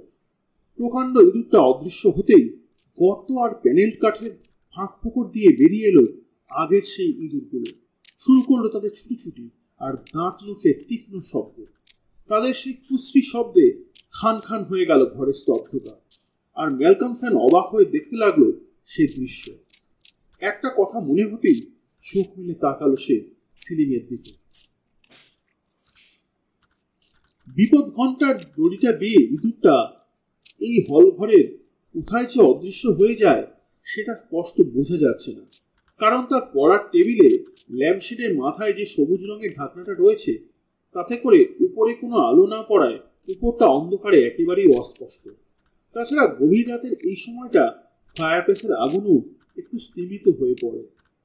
ম্যালকমসন ঘড়ির দিকে তাকিয়ে দেখল রাত বেশ গভীর হয়েছে। 12টা বেজে কয়েক মিনিট পেরিয়ে গেছে। সবকিছু ভুলে গিয়ে সে গা ঝাড়া দিয়ে উঠে পড়ল এবং ফায়ারপ্লেসে কিছু কাঠ ফেলে দিয়ে আগুনটাকে বাড়িয়ে দিয়ে তারপর এক কাপ চা তৈরি করে ফেলল। পড়াশোনার ক্লান্তির মাঝে গভীর রাতের এই সময়টায় চা খেতে বেশ আরামই লাগে। বিশেষ করে চা খেতে খেতে শেষের দিকে যখন সে ধূমপান করতে থাকে সেই সময়টা তার আরো ভালো লাগে। চা খাওয়া শেষ হলে সত্যিই সে একসময় গিয়ে বসলো ওক কাঠের চেয়ারে। তারপর ফায়ারপ্লেসের আরামের তাপটুকু উপভোগ করতে করতে সিগারেট টেনে চলল। আর ঠিক সেই সময়টাতে চিন্তাটা মনের মধ্যে দানা বাঁধতে লাগলো। চিন্তাটা হলো ইঁদুরটা সত্যিই ওই ঘন্টা দড়ি বেয়ে কোথায় অদৃশ্য হয়ে যেতে পারে। এখন স্টোরি টাইমে শুনছেন আজকের গল্প ব্রাম স্টোকারের লেখা অবলম্বনে বিচারক ভবনের বিভীষিকা।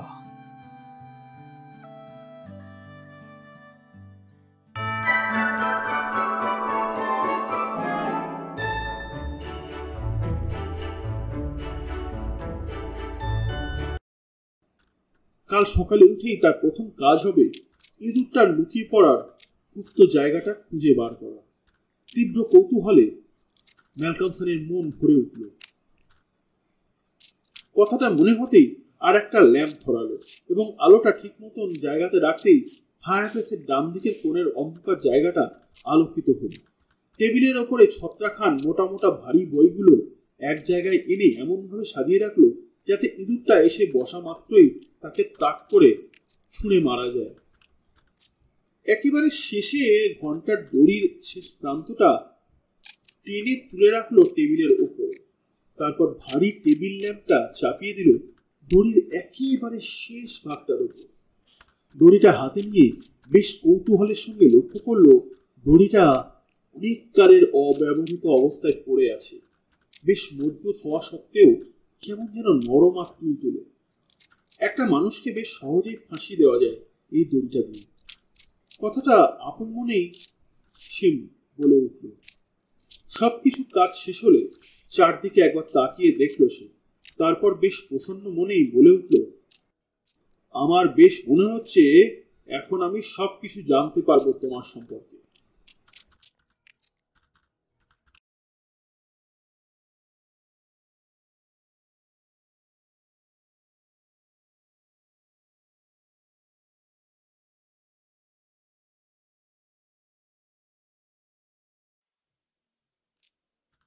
তারপর আবার পড়ার রাজ্যে ডুবে গেল তার অস্তিত্ব। ইঁদুরেরা তেমনই শব্দ করে চলল। প্রথম দিকে তার এতে খানিকটা অসুবিধে যে হয়নি এমন না, কিন্তু অঙ্কশাস্ত্রের জটিল ব্যাপারগুলো যখন ক্রমশই রহস্যময় হয়ে তার মনকে উত্তাল করবার অবস্থায় এনে ফেলল, তখন এসব শব্দের ব্যাপারগুলোতে কোনো ভ্রুক্ষেপই তার রইল না। ঘন্টা দেড়েক এমনি চলার পর সহসা একবার ঘাড় সোজা করে সে তাকালো। এবার যে শুধু হঠাৎ করে আসা স্তব্ধতার জন্যে সে চমকে উঠেছে তা নয়, সেই সঙ্গে আর একটা ব্যাপার সে লক্ষ্য করল। টেবিল ল্যাম্প চাপা ঘড়িটা যেন মনে উঠল, আর সেই সঙ্গে আলোটাও একটু সরে গেল।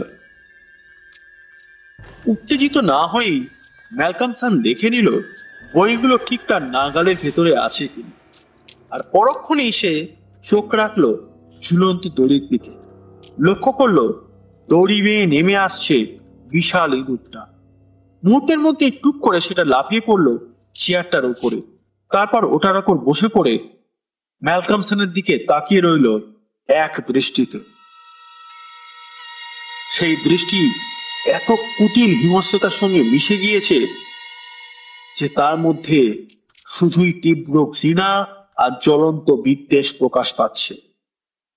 ঝটিতেই একটা বই হাতে তুলে নিল ম্যালকমসন, তারপর তাক করে ছুঁড়ে মারল ইঁদুরটার দিকে। বইটা সশব্দে গিয়ে চেয়ারের কাছে আছড়ে পড়তে পলকে পাশ কাটিয়ে সরে গেল ইঁদুরটা এবং একেবারে চেয়ারের কিনারায় গিয়ে বসল। তখন আরেকটা বই ছুঁড়ল সে, তারপর আরেকটা। এমনি করে অনেকগুলো বই ছুঁড়বার পরেও দেখা গেল বইগুলোর একটাও গিয়ে সেই ভিড়ে ইঁদুরটাকে আঘাত করতে পারেনি। তেমনি ভাবেই নাছরবান্দার মতো কিনারা ঘেঁষে বসে আছে প্রকাণ্ড ইঁদুরটা। তারপর ম্যালকমসন আর একটা বই হাতে তুলে নিতেই ইঁদুরটা আচমকা তীব্র শব্দ করে ছি করে উঠল, যেন মনে হলো বেশ ভয় পেয়েছে এবার। ব্যাপারটা অনুভব করে ম্যালকমসন মনে মনে বেশ উত্তেজিত হয়ে পরক্ষণেই ছুঁড়ে মারল বইটা সঠিক লক্ষ্যে। বইটা গিয়ে সশব্দে আছড়ে পড়ল ইঁদুরটার গায়ে এবং একটা তীব্র শব্দে ভরে গেল ঘরের চারদিক। তীব্র নিষ্ঠুর চিচি শব্দ করে বিশাল ইঁদুরটা তার তীক্ষ্ণ দাঁতগুলো পার করে দেখাতে লাগলো। তীক্ষ্ণ শব্দে চারিদিক কাঁপিয়ে ক্রূর দৃষ্টিতে তাকালো ম্যালকমসনের দিকে।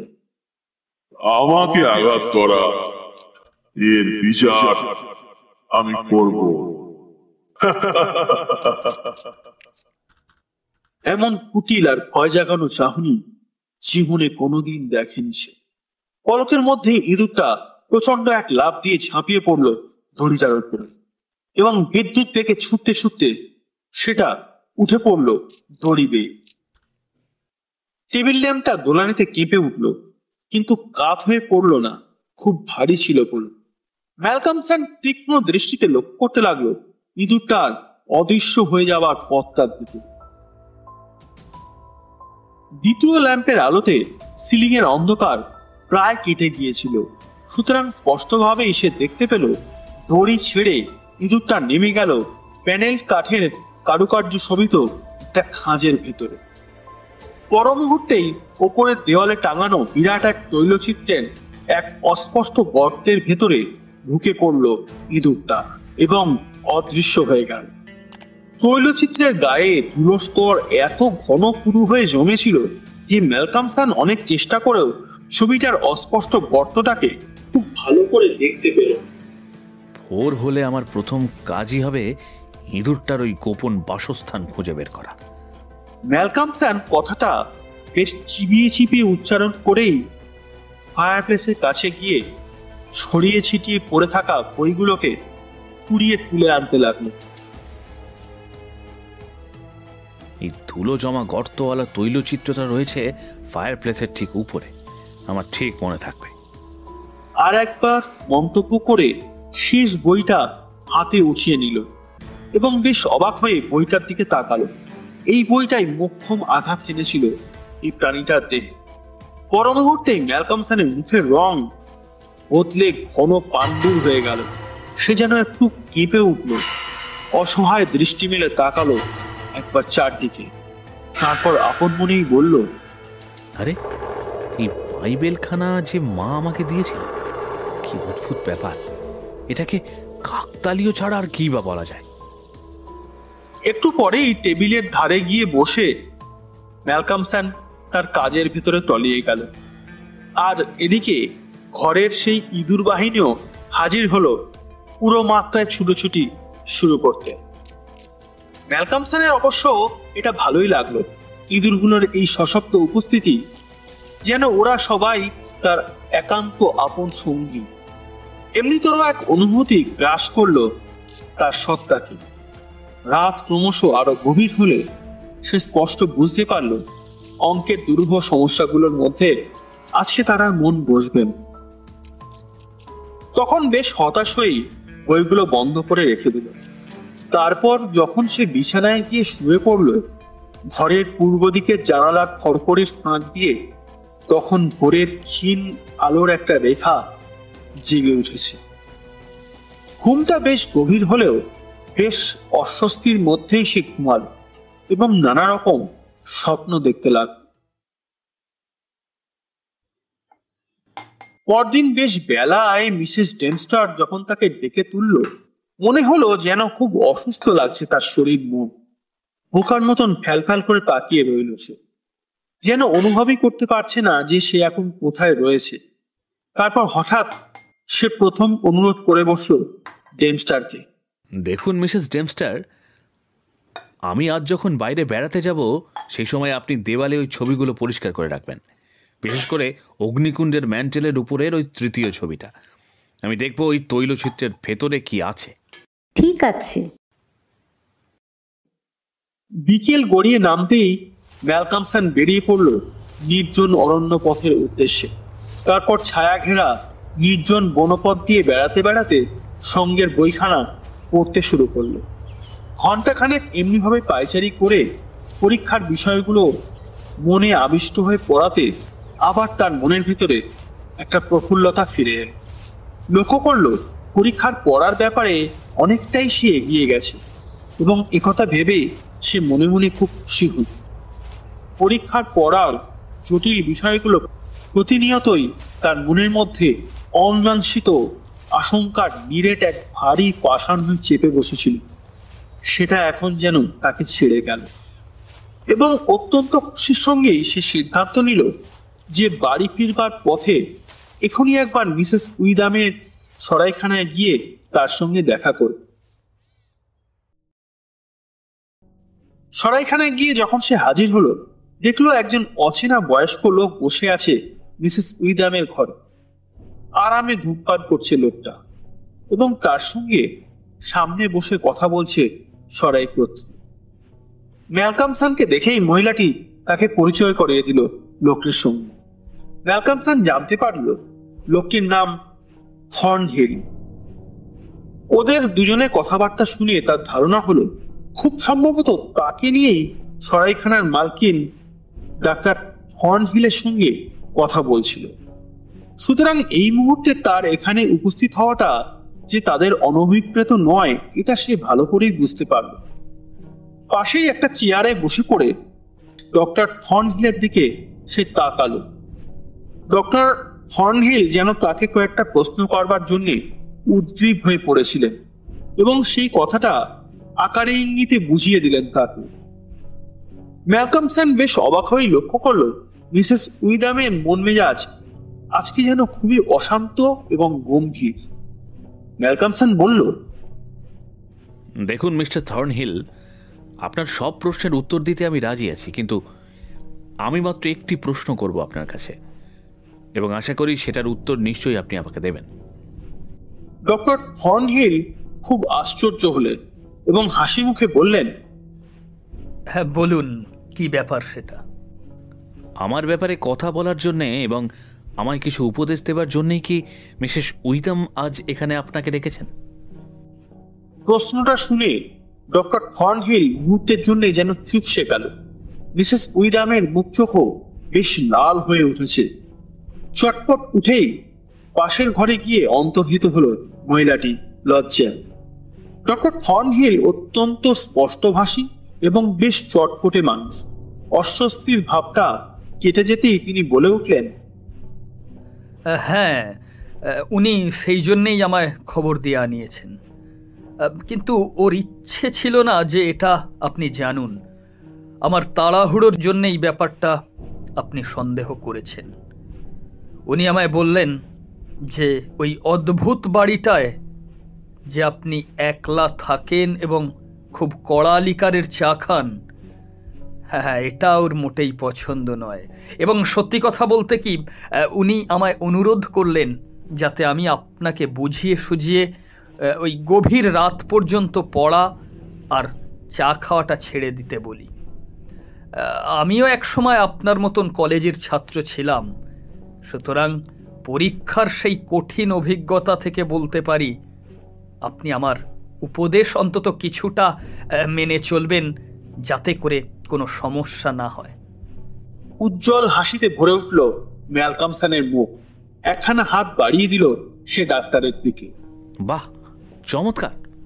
তাহলে শুনুন ডাক্তার থর্নহিল, আপনাদের দুজনেরই অসীম অনুগ্রহের জন্য ধন্যবাদ। আমার দিক থেকে শুধু এটুকুই বলতে পারি যে আপনার উপদেশ মতন সত্যিই কড়া লিকারের চা আর খাবো না। আর যত পড়াই থাক না কেন, আজ রাত 1টার মধ্যেই ঘুমিয়ে পড়ব। কি খুশি তো? ডক্টর থর্নহিল হাসি মুখে বললেন, খুব ভালো কথা।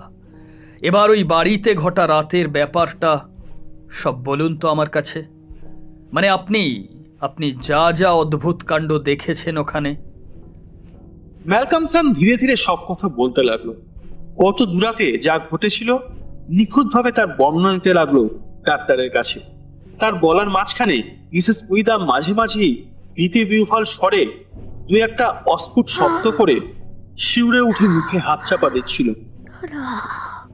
ও ছাড়বে না, ও কাউকে ছাড়বে না, ও হলো মূর্তিমান এক শয়তান। শেষে যখন ম্যালকমসন বাইবেল ছুঁড়ে মারবার কথাটা বলল, শুনেই ভীত একটা চিৎকার করে উঠেই মিসেস উইদাম প্রায় সংজ্ঞা হারার মতন এলিয়ে পড়লেন। ফিরে এসেছে,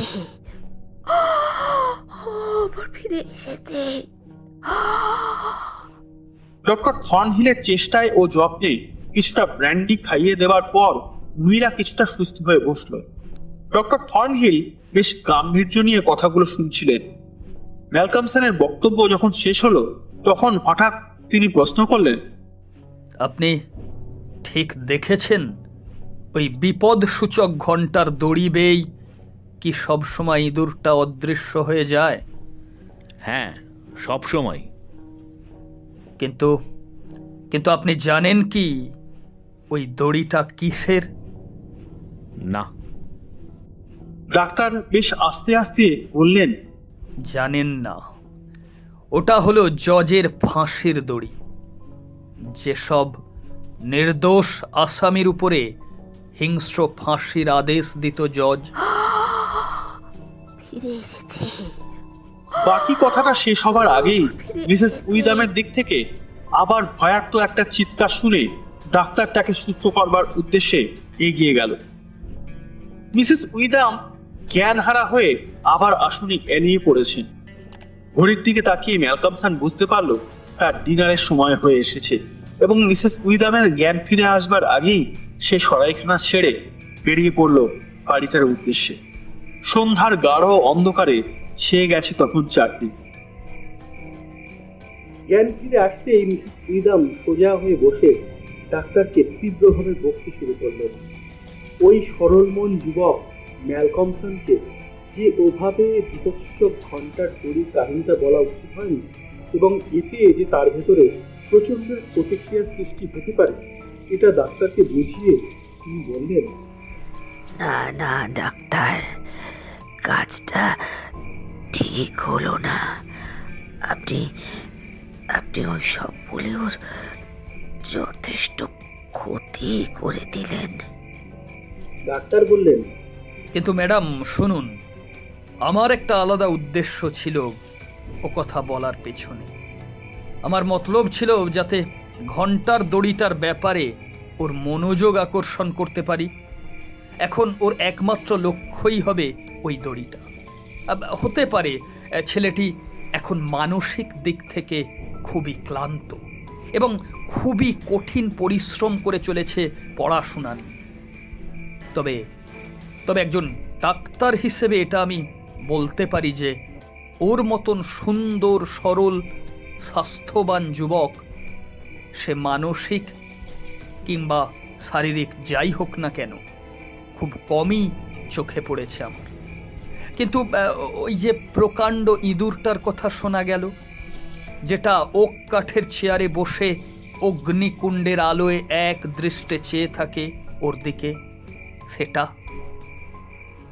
ডাক্তার মুহূর্তের জন্য একবার মাথাটা নেড়ে আবার বলা শুরু করলেন। আমার ইচ্ছে ছিল আজ রাতে ওই বাড়িতে ছেলেটির সঙ্গে গিয়ে এক রাত কাটায়, কিন্তু ও অসন্তুষ্ট হতে পারে মনে করে প্রস্তাবটা করতে সাহস পাইনি। সম্ভবত গভীর রাতে আকস্মিক কোনো আশ্চর্য দৃশ্য দেখে ছেলেটি নিজের অজ্ঞাতেই সব কিছু ভুলে গিয়ে মতিভ্রম হয়ে পড়ে, এবং আমি চাইছিলাম ঠিক সেই অবস্থার মধ্যেই ঘন্টার দড়িটা নিয়ে ও টানাটানি করুক। এতে সঙ্গে সঙ্গেই ছাদের উপরে বিপদসূচক ঘন্টার শব্দ বেজে উঠবে। সেই শব্দ শুনে আমরা দ্রুত গিয়ে হাজির হব ওই বাড়িতে ঠিক সময়টিতে। আজ গভীর রাত পর্যন্ত আমি এই সরাইতে জেগে বসে থাকব, চোখ কান সজাগ রেখে। শুনুন মিসেস উইদাম, কাল ভোর হবার আগেই বেঞ্চ চার্চে যদি কোনো আশ্চর্য ব্যাপার ঘটে তাহলে ভীত হয়ে পড়বেন না যেন। মানে আপনি কি বলতে চাইছেন ডাক্তার? আমি এটাই বলতে চাইছি, খুব সম্ভব, মানে সম্ভাবনাটা খুবই বেশি মনে হচ্ছে যেন আজ গভীর রাতে ওই জজের বাড়ির বিপদ ঘণ্টার শব্দ আমরা শুনতে পাব।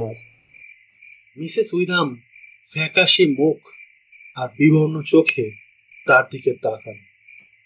ডাক্তার থর্নহিল ততক্ষণে উঠে পড়েছেন দরজা দিয়ে অন্য ঘরে অদৃশ্য হয়ে যাবার জন্য।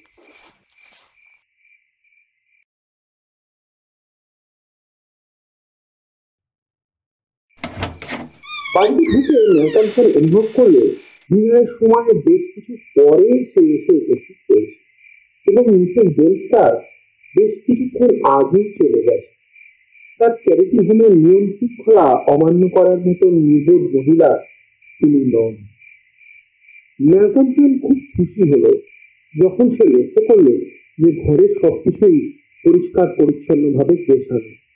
ফায়ারপ্লেসে চমৎকার উজ্জ্বল ভাবে আগুন জ্বলছে, ঝকঝকে পরিষ্কার টেবিল ল্যাম্পটাকে জ্বালিয়ে রাখা হয়েছে।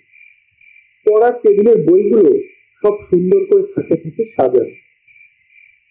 এপ্রিল মাসের এই সময়টা যদিও ঠান্ডা পড়ার কথা নয়, তবুও সন্ধ্যা হতেই প্রচন্ড ঠান্ডার আমেজ পাওয়া যাচ্ছে এবং সেই সঙ্গে বাইরে এমন তীব্র বেগে ঝোড়ো বাতাস বয়ে চলেছে যে মনে হলো বাড়িতে ঢুকবার আগে অন্ধকার আকাশে ঘন মেঘ জমা হতে শুরু করেছে। বাড়িতে ঢুকবার কিছুক্ষণ পরে ম্যালকম স্যার অনুভব করলো সম্ভবত তার আগমনের শব্দ পেয়েই বোধহয় ইঁদুরগুলো তাদের শব্দ থামিয়ে লুকিয়ে পড়ে নিঃশব্দ হয়ে গেছে। কিন্তু কয়েক মুহূর্ত কেটে যাবার পরই ইঁদুরগুলো পালে পালে বেরিয়ে এলো, তীক্ষ্ণ শব্দ করে ছুটি শুরু করবে, সেই সঙ্গে দাঁত আর মুখের আওয়াজ। ম্যালকম স্যার কিন্তু এই শব্দে খুশি হলো। তার মনে হলো যে গভীর রাত পর্যন্ত এরাই তার একমাত্র একান্ত সঙ্গী হয়ে উঠতে পারে। ওই শব্দগুলো যতই বিশ্রী আর জঘন্যই হোক না কেন, এখন ওই শব্দগুলোই তার একমাত্র শান্ত। এদের সরব উপস্থিতির মূল্যবান সাহচর্য গভীরভাবে অনুভব করেছে। তারপর যখন সেই অদ্ভুত সময়টা হঠাৎ এসে হাজির হয় এবং অকস্মাৎ সব শব্দ যখন কবরের স্তব্ধতার মতন ভয়ঙ্কর হয়ে ওঠে, ঠিক সেই সময়ে হেলানো ওক কাঠের চেয়ারটার উপর দেখা যায় প্রকাণ্ড ইঁদুরটা বসে আছে এক দৃষ্টে তার দিকে ছিল। দু চোখে তার তীব্র আগুন ঝরা প্রতিহিংসা দৃষ্টি, কি ক্রূর আর নিষ্ঠুর! পড়ার টেবিলের আলোটার ঢাকনা সবুজ রঙের, এবং অন্য রাতের মতন আজও ঘরের অন্যান্য জায়গা ও সিলিং এর দিকটা অন্ধকারে নিমগ্ন। শুধু অগ্নিকুণ্ডের উজ্জ্বল আলোর অস্পষ্ট একটা লাল আভা ছড়িয়ে পড়েছে সেই অন্ধকার জায়গাগুলোয়, কিছুটা তার বিছানায় আর পর্দার গায়ে গায়ে। বেশ খিদে নিয়ে ম্যালকমসন এবার খেতে বসলো। খাওয়ার শেষে তার মনে হলো তার শরীরে যেন খুশি আর শক্তির জোয়ার জেগে উঠেছে। কয়েক মিনিট ধরে বেশ জম্পেশ করে একটা সিগারেট টানল সে। তারপর পড়ার টেবিলে গিয়ে বই খুলে বসল। মুহূর্তের মধ্যেই ডুবে গেল পড়ার মধ্যে, নতুন নতুন সমস্যাগুলোর জটিলতার মধ্যে। মনে মনে দৃঢ় সিদ্ধান্ত নিল ঘরের কোনো ব্যাপারের দিকেই আর মন দেবে না, কারণ ডাক্তারকে প্রতিশ্রুতি দিয়েছিল নির্দিষ্ট সময়ের ভেতরেই শুয়ে পড়বে সে বিছানায় গিয়ে। প্রায় 1 ঘন্টার মতনই, কিংবা তার চেয়েও হয়তো কিছু বেশি সময় ঠিক মতনই পড়াশোনা করে যাচ্ছিল সে। কিন্তু তারপর বইয়ের জগৎ ছেড়ে তার চিন্তা সহসা অন্যদিকে মোড় নিল। তাকে ঘিরে ঘরের চারিদিকে পরিস্থিতি এমন হয়ে চলল যে যেগুলো সে মোটেই ভ্রুক্ষেপের মধ্যে আনতে চাইছিল না তাই ঘটে চলতে লাগলো। সেই সঙ্গে তার সূক্ষ্ম অনুভূতিগুলো সেসব অস্বীকার করতেও পারছিল না। সেগুলো এখন অতি সহজেই তার মনকে বিভ্রান্ত করবার অবস্থায় এনে ফেলল। বাইরে মাঝামাঝি ধরনের ঝোড়ো বাতাস বয়ে চলছিল এবং রাত গভীর হওয়ার সঙ্গে সঙ্গে হঠাৎ ঝড়ের মাত্রাও যেন বেড়ে গেল। পুরনো বিশাল বাড়িটা যদিও খুবই শক্তপোক্ত, ভেতরে মজবুত, তবুও ঝড়ের বেগে যেন কেঁপে কেঁপে উঠতে লাগলো। বাড়ির অসংখ্য চিমনি এবং অদ্ভুত চেহারার গ্যাবলগুলোর গর্ত দিয়ে ঝড়ের গর্জনে এসে পৌঁছতে লাগলো হল ঘরের ভেতরে। সেই শব্দ বিচিত্র অদ্ভুত যত প্রতিধ্বনি জাগিয়ে ছড়িয়ে পড়ল অসংখ্য শূন্য ঘর এবং খাপছাড়া করিডোরগুলোতে।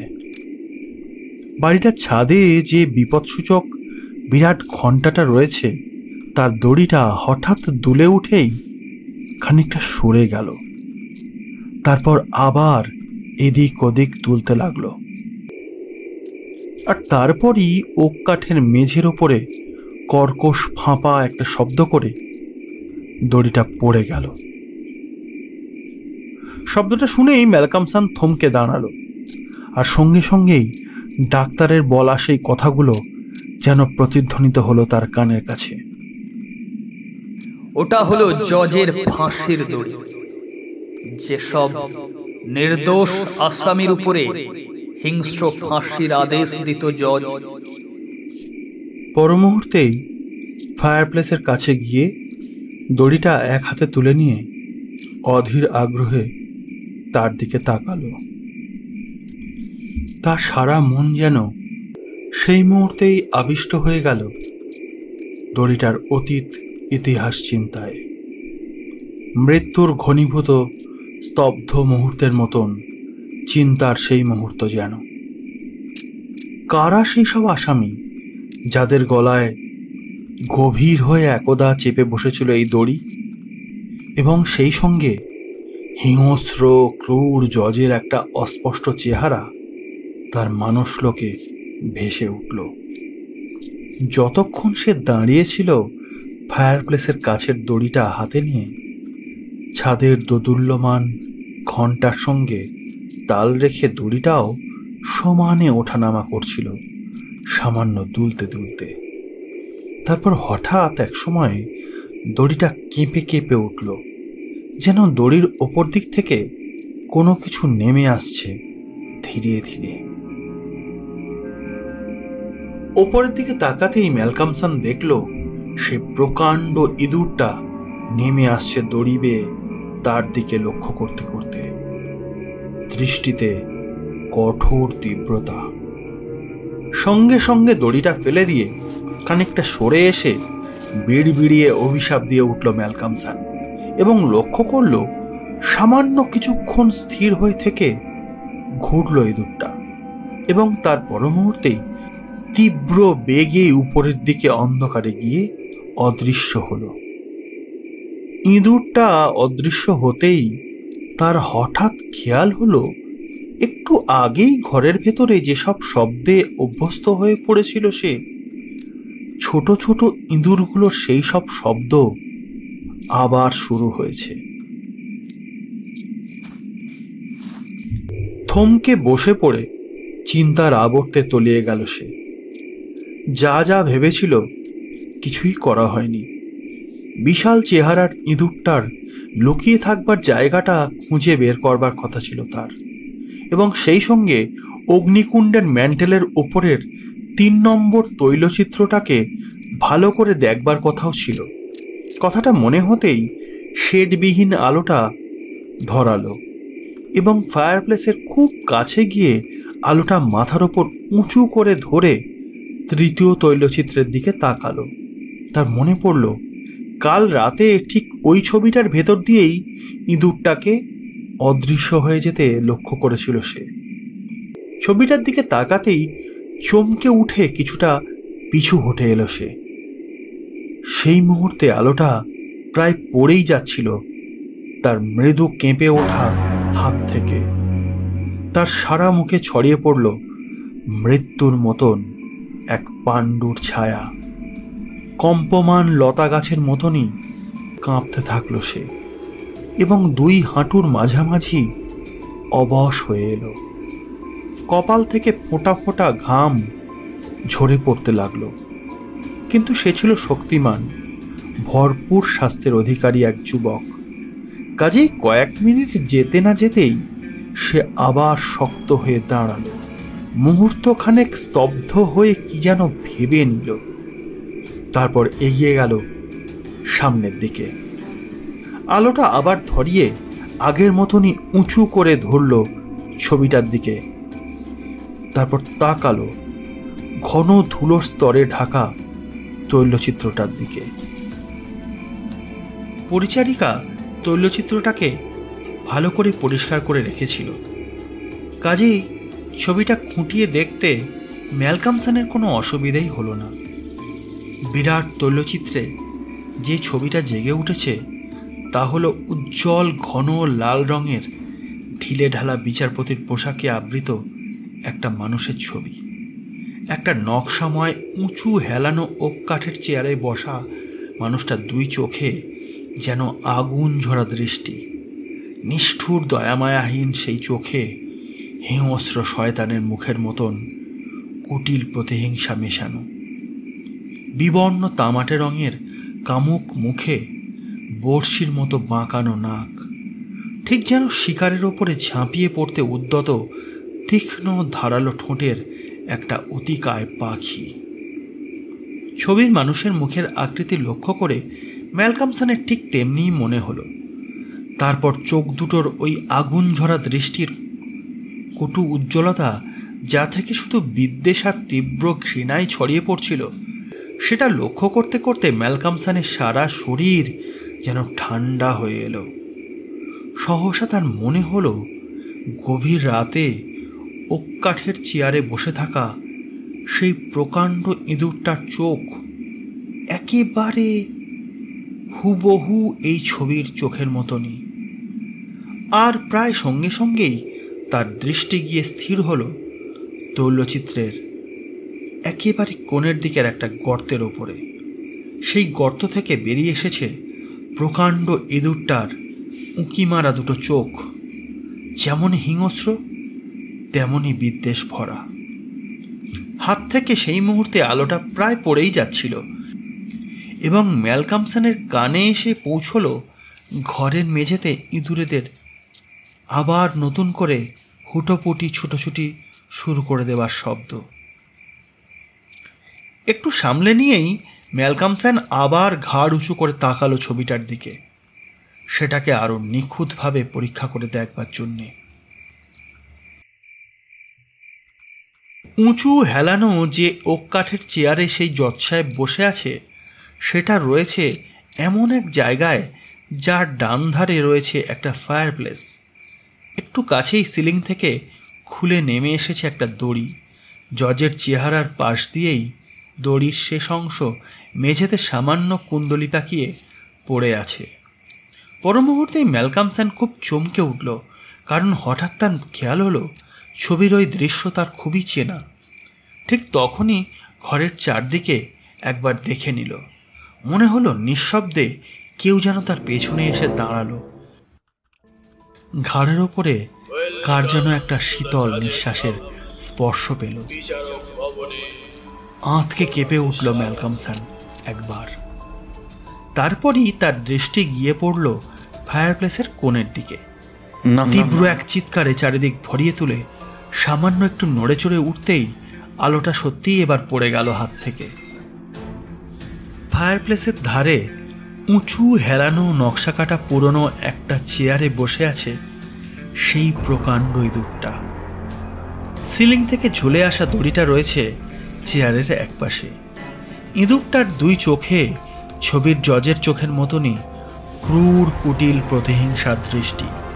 সেই দৃষ্টি এখন আরো তীব্র বাঁকা হয়ে স্থির হয়ে তাকে লক্ষ্য করে যাচ্ছে।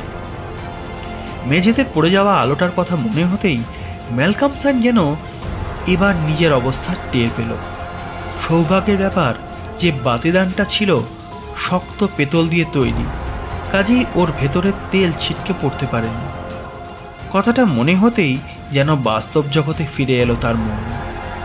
চূর্ণ বিচূর্ণ স্নায়ুগুলোকে চাঙ্গা করে তুলবার চেষ্টায় এবার উঠে পড়ল সে।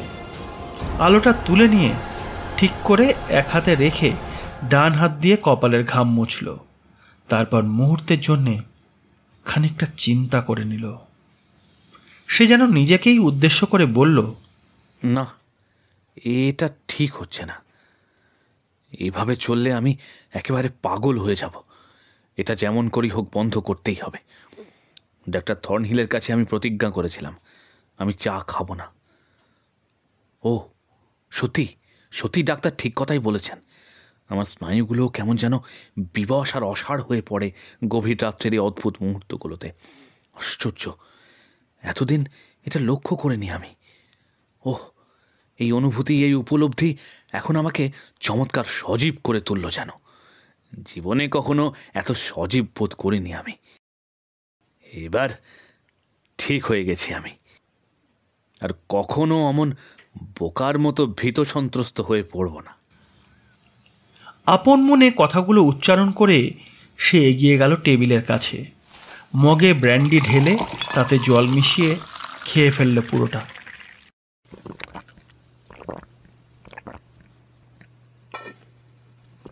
তারপর বেশ খুশি মনে চেয়ারে বসে বইগুলো খুলে ফেলে পড়ায় মন দিল। সে ভুলে গেল তার পারিপার্শ্বিক জগতের কথা। এমনিভাবে ঘণ্টাখানেক কেটে গেল। সহসা আবার মুখ তুলে তাকালো সে ঘরের দিকে। স্তব্ধতার এক নিরেট পাষাণ যেন চেপে বসেছে এই মুহূর্তে ঘরটার ভেতর। আর সেই স্তব্ধতাই তার একান্ত মনোনিবেশে ব্যাঘাত ঘটিয়েছে যেন। শুধু কানে এসে পৌঁছচ্ছে ঝোড়ো বাতাসের তীক্ষ্ণ গর্জন, ছাদের গ্যাবলের ফাঁক দিয়ে সনসনিয়ে নেমে আসা বাতাসের ক্রূর চাপা হাসির জঘন্য শব্দ, আর জানালায় বৃষ্টির ঝাপটা যেন সার্সির গায়ে আছড়ে পড়ছে উৎক্ষিপ্ত ঝোড়ো শিলাখণ্ড, তেমনই আওয়াজ। বাইরে ঝোড়ো বাতাসের সঙ্গে সমানে বৃষ্টি হয়ে চলেছে। ছাদের চিমনিগুলোর মধ্যে দিয়ে বাতাসের হু হু করা শব্দ ঘরের ভেতরগুলোয় এসে যখন পৌঁছচ্ছে, তা যেন কোনো ভৌতিক প্রতিধ্বনির মতন ছড়িয়ে পড়ছে দিকে দিকে। ফায়ারপ্লেসের আগুন ক্রমে ক্রমে নিস্তেজ হয়ে পড়ছে। এখন একটা ফিকে লাল আভা ছড়িয়ে দিচ্ছে ঘরের মধ্যে। ম্যালকমসন কান পেতে শুনল, গভীরভাবেই আকৃষ্ট হয়ে শব্দটা শোনবার জন্যে উৎকর্ণ হয়ে রইল। একটা পাতলা চিঁচি শব্দ, অস্পষ্টই লাগলো শব্দটা। ফায়ারপ্লেসের কোণের দিকে দড়িটা যেখানে ঝুলছিল শব্দটা আসছিল সেখান থেকেই। ম্যালকমসন প্রথমে ভাবল ছাদের ওপরের বিশাল বিপদজ্ঞাপক ঘণ্টাটার দোলানির জন্যেই দড়িটার বোধহয় নড়ে চড়ে উঠে এমনিতর শব্দের সৃষ্টি হচ্ছে। কিন্তু মুহূর্তের মধ্যেই সিলিংয়ের উঁচুতে তাকিয়ে দেখতে পেল প্রকাণ্ড ইঁদুরটা দড়িটার উঁচুর দিকের একটা অংশে যেন আঠার মতন লেগে রয়েছে এবং সেই অবস্থাতেই দড়িটাকে জড়িয়ে রেখে তীক্ষ্ণ দাঁত দিয়ে কাটবার চেষ্টা করে যাচ্ছে দড়িটা। স্পষ্ট দেখতে পেল দড়ির এক অংশের প্রায় পুরোটাই কেটে ফেলেছে ইঁদুরটা এবং কাটা অংশের হালকা রঙের সুতোগুলো বেরিয়ে পড়েছে। আর একবার পলক ফেলতেই মেঝেতে ঝপাস করে একটা ভারী শব্দ করে দড়ির অর্ধেক অংশটা পড়ে গেল। মুহূর্তে চোখ তুলে তাকাতে ম্যালকমসন লক্ষ্য করল সিলিং থেকে ঝুলে থাকা দড়ির বাকি অংশের শেষটা আঁকড়ে থেকে প্রকাণ্ড ইঁদুরটা ঠিক যেন একটা টাসেলের মতন দুলে চলেছে এদিক ওদিক করে। দৃশ্যটা লক্ষ্য করে হঠাৎ একটা কথা বিদ্যুতের মতন খেলে গেল তার মনের মধ্যে। যা, ঘন্টার ওই দড়িটা কেটে যাওয়াতে বিপদের মুহূর্তে বাইরের মানুষকে সংকেত জানাবার আর কোনো উপায় রইল না। কি হবে এখন যদি কোনো বিপদ হয়? অবাক হয়ে তাকিয়ে রইল সে ইঁদুরটার দোদুল্যমান চেহারার দিকে। আর তারপরেই রাগে যেন ফেটে পড়বার উপক্রম করল তার শরীর। তীব্র বেগে ছুঁড়ে মারল একটা ভারী বই ইঁদুরটাকে লক্ষ্য করে। লক্ষ্যটা এবার ছিল অব্যর্থ, কিন্তু অকস্মাৎ সেই মুহূর্তেই ইঁদুরটা ওক কাঠের মেঝের উপরে ধপ করে লাফিয়ে পড়ল আর ম্যালকমসনও তীব্র বেগে ছুটে গেল প্রাণীটার দিকে।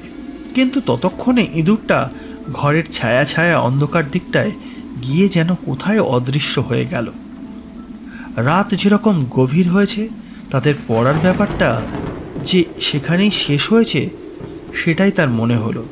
সে সিদ্ধান্ত নিল ওই প্রকাণ্ড ইঁদুরটাকে আজ রাতেই যেমন করে হোক খুঁজে বের করে শেষ করতে হবে। সবুজ ঢাকনাটা তুলে ফেলতেই পড়ার টেবিলের আলোটার উজ্জ্বল আলো ছড়িয়ে পড়ল চারদিকে। আলোটা হাতে নিয়ে এগিয়ে গেল সে ফায়ারপ্লেসের কাছে। সমস্ত ঘরই এখন আলোর রোশনাইয়ে স্পষ্ট, আর সেই স্পষ্টতার ভেতর দিয়েই তাকালো সে ম্যান্টেলের ওপরে দেওয়ালের তৃতীয় ছবিটার দিকে।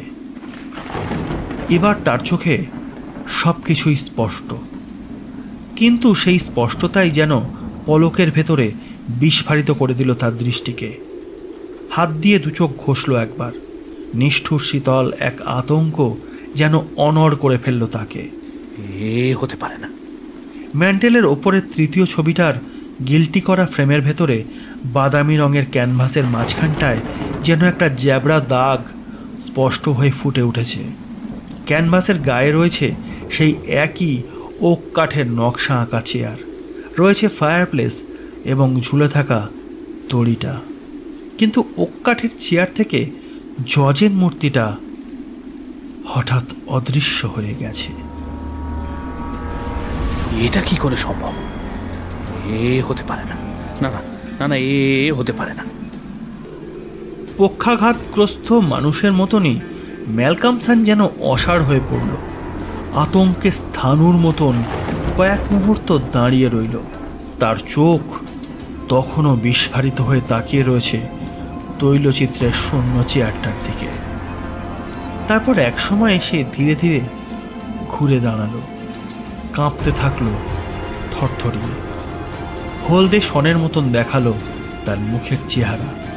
মনে হলো যেন তার সমস্ত শক্তি ফুরিয়ে গেছে, তার সমস্ত তীক্ষ্ণ মনন শক্তি সে যেন হারিয়ে ফেলেছে।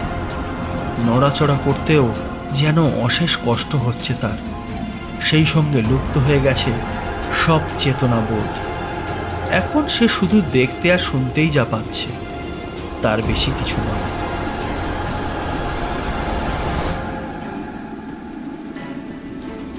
আর ঠিক সেই দৃষ্টি নিয়েই সে তাকালো ফায়ারপ্লেসের দিকে। যে ওক কাঠের চেয়ারে বসে সে সিগারেট খেত আর গভীর রাতে যেখানে বসে থাকতো প্রকাণ্ড ইঁদুরটা, সেই নকশা কাটা হেলানো ওককাঠের চেয়ারে এখন বসে আছে বিচারপতির ঘন উজ্জ্বল লাল রঙের পোশাক পরা ছবির মূর্তিটা। Welcome to the judge's house. বিচারক ভবনে তোমাকে স্বাগত। এখানে আমার নির্দেশে চলে। এখানকার কোর্টের আমি জজ। আমার বিচারে এখানকার শেষ বিচার। তুমি এসেছো তো নিজের ইচ্ছায়। তুমি এখানে যাবে শুধুমাত্র আমার ইচ্ছা।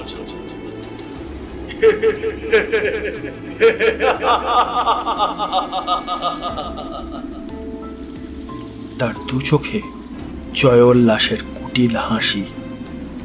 বর্ষির মতন বাঁকা নাকের ডগায় শিকারি বাজের তীক্ষ্ণ চতুর লোভার্ত হিসে খিদে। সমস্ত মুখে বিরাজ করছে নিষ্ঠুরতার তীব্র এক ভয়ঙ্করতা।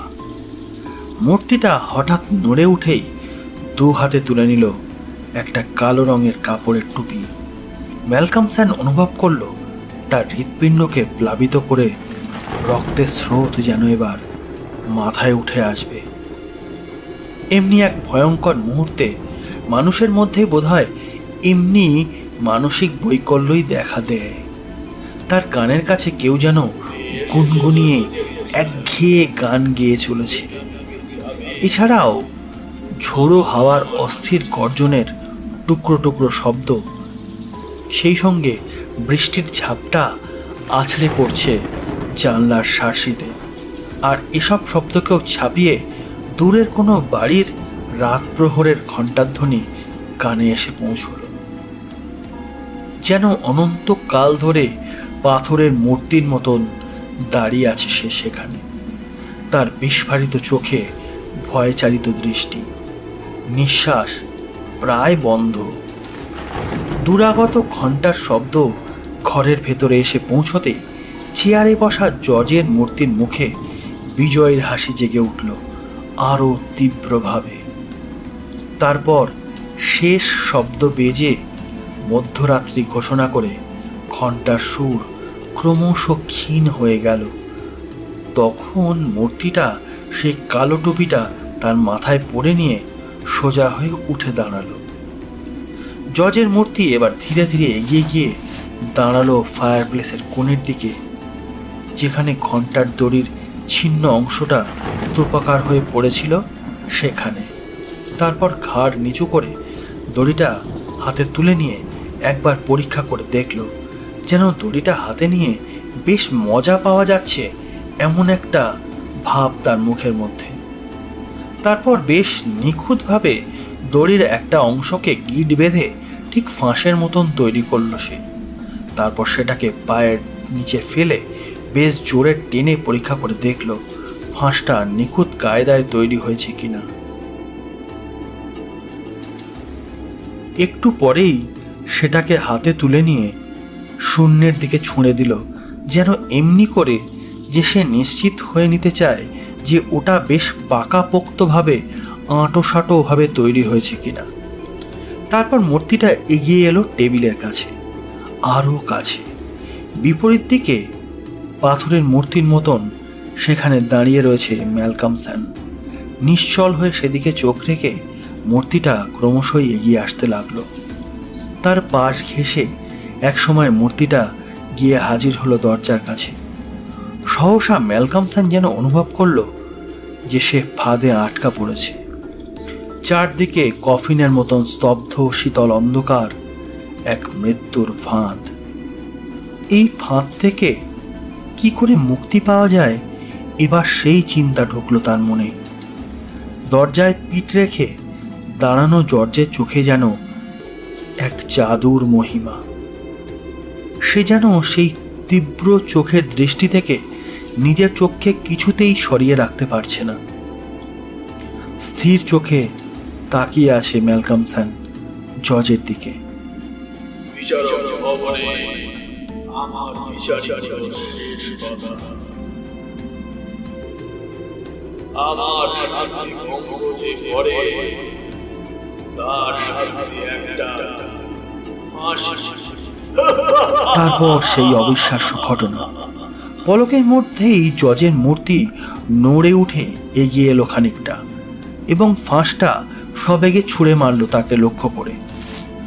লাফিয়ে একদিকে সরে গেল ম্যালকমসন সেই মুহূর্তেই এবং দেখল ধপাস করে একটা ভারী শব্দের সঙ্গে ফাঁসটা আছড়ে পড়েছে কাঠের মেঝেতে। পরক্ষণেই ফাঁসটা তুলে নিয়ে আবার সেটা ছুঁড়ে মারল মূর্তিটা তার দিকে লক্ষ্য করে।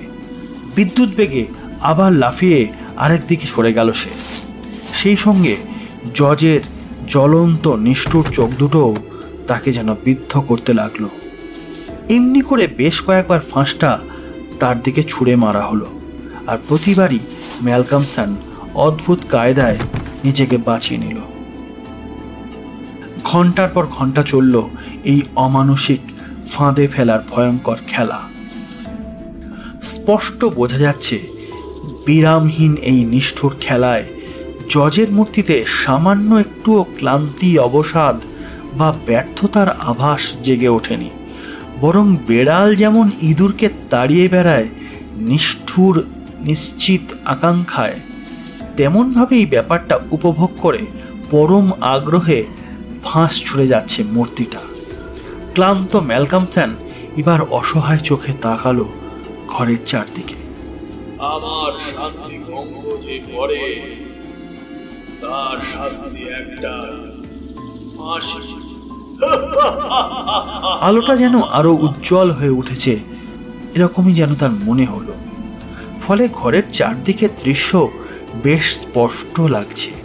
মেঝের ফাটলে, দেওয়ালের অসংখ্য গর্তে আর খাজে ইঁদুরগুলোর মুখ জেগে উঠেছে। সেই মুখে স্তিমিত লাল খুদে খুদে চোখ পিটপিট করে তাকে দেখছে। তারপর প্যানেলড তক্তার উপরে সারি সারি বসে আছে ইঁদুরেরা, তারাও পিটপিটিয়ে নিভু নিভু জ্বলন্ত চোখে তাকে দেখে চলেছে। এই সব লক্ষ্য করে ম্যালকমসন যেন মনে মনে খানিকটা সান্ত্বনা পেতে চাইল। ঘরের সিলিংয়ের দিকে তাকিয়ে দেখতে পেল বিপদসূচক ঘণ্টার দড়িটার যে বাকি অংশটা ঝুলানো ছিল সেটা ভরে গেছে এক পাল ইঁদুরে। তাদের সেই ভারে দড়িটা নড়ে উঠে দুলতে শুরু করতেই যেন মনে হলো ছাদের বিরাট ঘণ্টাটা এবার এদিক ওদিক দুলতে শুরু করবে। ওই শোনো, ঘণ্টাটা দুলতে দুলতে সত্যি কি বেজে উঠবে? আর সত্যিই ঘণ্টার হাতুড়িটায় গিয়ে বুঝি খিচ খেল। ঘণ্টাটা ঢং করে বেজে উঠল, তবে অতি ক্ষীণ শব্দে। ম্যালকমসনও বোধহয় শব্দটা স্পষ্ট করে বুঝতে পারল না। তারপর ঘণ্টাটা তেমনি দুলেই চলল ক্রমে। তার দোলানির পরিধি আরো বিস্তৃত হতে লাগলো। ঘণ্টার সেই শব্দ শুনে মূর্তিটা হঠাৎ চমকে উপরের দিকে তাকালো। তার চোখে নিষ্ঠুর ভ্রুকুটি ছড়িয়ে পড়ল। এক অমানসিক পৈশাচিক হাসি যেন এসে আশ্রয় নিল তার সারা মুখে।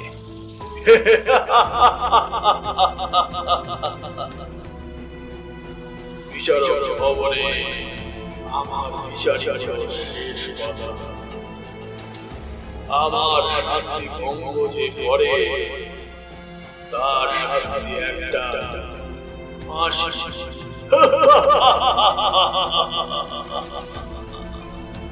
গনগনে আগুনে কয়লার মতন জ্বলতে লাগলো তার চোখ দুটো, এবং পর মুহূর্তেই হিংস্র এক শব্দে বাড়িটাকে যেন কাঁপিয়ে লাফিয়ে পড়ল সামনের দিকে। সেই সঙ্গে প্রচণ্ড এক বজ্রপাতের শব্দে যেন হারিয়ে গেল সব কিছু, এবং ভীত সন্তস্ত ইঁদুরগুলো যখন তীব্র শব্দে হুটোপুটি করে পালাতে শুরু করলো ঝাঁকে ঝাঁকে, তারই এক ফাঁকে জজ তুলে নিল ফাঁসটা মেঝে থেকে। তারপর ধীরে ধীরে এগিয়ে আসতে লাগলো ম্যালকমসনের দিকে। ইঁদুরগুলোর ছুটোছুটি তীক্ষ্ণ শব্দে ম্যালকমসন তখন বিভ্রান্ত। তারপর যখন সে চোখ তুলে তাকালো, দেখল তার একেবারে মুখোমুখি ফাঁসটা উঁচিয়ে ধরে জজ সাহেব দাঁড়িয়ে রয়েছে। একটা শক্ত মৃতদেহের মতনই বিস্ফারিত চোখে সে স্থির হয়ে দাঁড়িয়ে আছে। একটা অদৃশ্য ভয় যেন বোবা করে রেখেছে তাকে। ওয়েলকাম টু জাজেস হাউস। বিচারক ভবনে তোমাকে স্বাগত। এখানে আমি বিচারক, আমি উকিল, আমার কথাই শেষ কথা। এখানে যে কেউ নিজের ইচ্ছায় আসতে পারে, কিন্তু চলে যাওয়াটা শুধুমাত্র আমার বিচারের ওপর। আর আমার বিচার তারপর ম্যালকমসন ঠান্ডা হিম একটা হাতের স্পর্শ অনুভব করল। হিম ঠান্ডা বাঁকা দীর্ঘ আঙুলগুলো ছুঁয়ে যাচ্ছে তার ঘাড় আর গলা। সেই বাঁকা আঙুলগুলো ফাঁসটা পরিয়ে দিল তার গলায়। তারপর ফাঁসটা বেশ শক্ত করে এঁটে গেল তার গলায়, আরো শক্ত হয়ে। তারপর সেই জজের মূর্তি ম্যালকমসনের শক্ত অনড় মূর্তিটাকে কাঁধে তুলে নিল, বয়ে নিয়ে চলে এলো ওক কাঠের চেয়ারটার কাছে। একটু পরেই দাঁড় করিয়ে দিল চেয়ারের ওপরে, নিজে সরে এলো চেয়ারের পেছনে। তারপর হাত বাড়িয়ে সিলিংয়ের ছিন্ন দড়ির অংশটা টেনে এনে ফাঁসের দড়িটার উপরের অংশ বেঁধে ফেলল তার সঙ্গে। দড়িটা বাঁধবার সময়ে ঘণ্টার দড়ির সঙ্গে লেগে থাকা বাকি ইঁদুরগুলো একে একে লাফিয়ে পড়ল মেঝেতে। তীক্ষ্ণ শব্দে ফাটলের মধ্যে অদৃশ্য হয়ে গেল সেগুলো। ঝুলন্ত দড়িটা থেকে লাফিয়ে লাফিয়ে মেঝের ওপর পড়েই ইঁদুরগুলো কাছাকাছি গর্তে গিয়ে ঢুকে পড়ল। ঘণ্টার দড়ির শেষ ভাগের সঙ্গে যখন ফাঁসের দড়িটা বাঁধা শেষ হলো, তখন তীব্র বেগে ঘুরে দাঁড়িয়ে জজের মূর্তি প্রচণ্ড একটা লাথি মেরে ম্যালকমসনের পায়ের তলা থেকে চেয়ারটা সরিয়ে দিল অগ্নিকুণ্ডের একদিকে। এই হলো আমার বিচার। বিচারক ভবনে বিনা অনুমতিতে প্রবেশের এইটাই শাস্তি, মৃত্যুদণ্ড। তারপর শেষ রাত্রি হতে যখন আরো কিছুটা সময় বাকি এবং ঝড় বাদলা যখন প্রায় শান্ত হয়ে এসেছে, ঠিক সেই সময়টায় জজের বাড়ির ছাদে বজ্র গম্ভীর শব্দে একটানা বেজে চলল বিপদ জ্ঞাপক ঘণ্টাটা।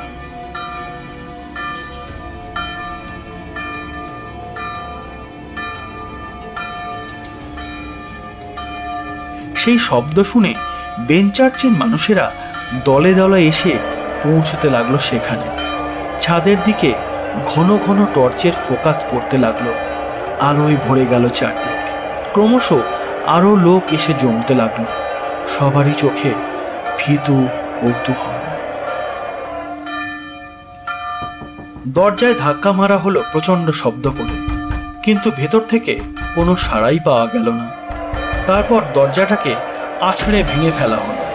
হুড়মুড় করে ঢুকে পড়ল সবাই ভেতরে। সকলের আগে ঢুকলেন ডাক্তার থর্নহিল। তারপর ডাইনিং হলের ভেতরে গিয়ে ঢুকলো সবাই। সেখানে ফায়ারপ্লেসের কাছে ঘণ্টার দড়িতে ঝুলছে ম্যালকমসনের জিভ পেরিয়ে আসা বিস্ফারিত চোখের শক্ত শরীর। সকলে উপরের দিকে তাকাতেই দেখতে পেল ম্যান্টেলের ওপরে পরিষ্কার পরিচ্ছন্ন তৃতীয় ছবিটার নকশা কাটা ওক কাঠের চেয়ারে বসে আছেন জজ, মুখে প্রতিহিংসা চরিতার্থের এক উল্লসিত কুটিল হাসি।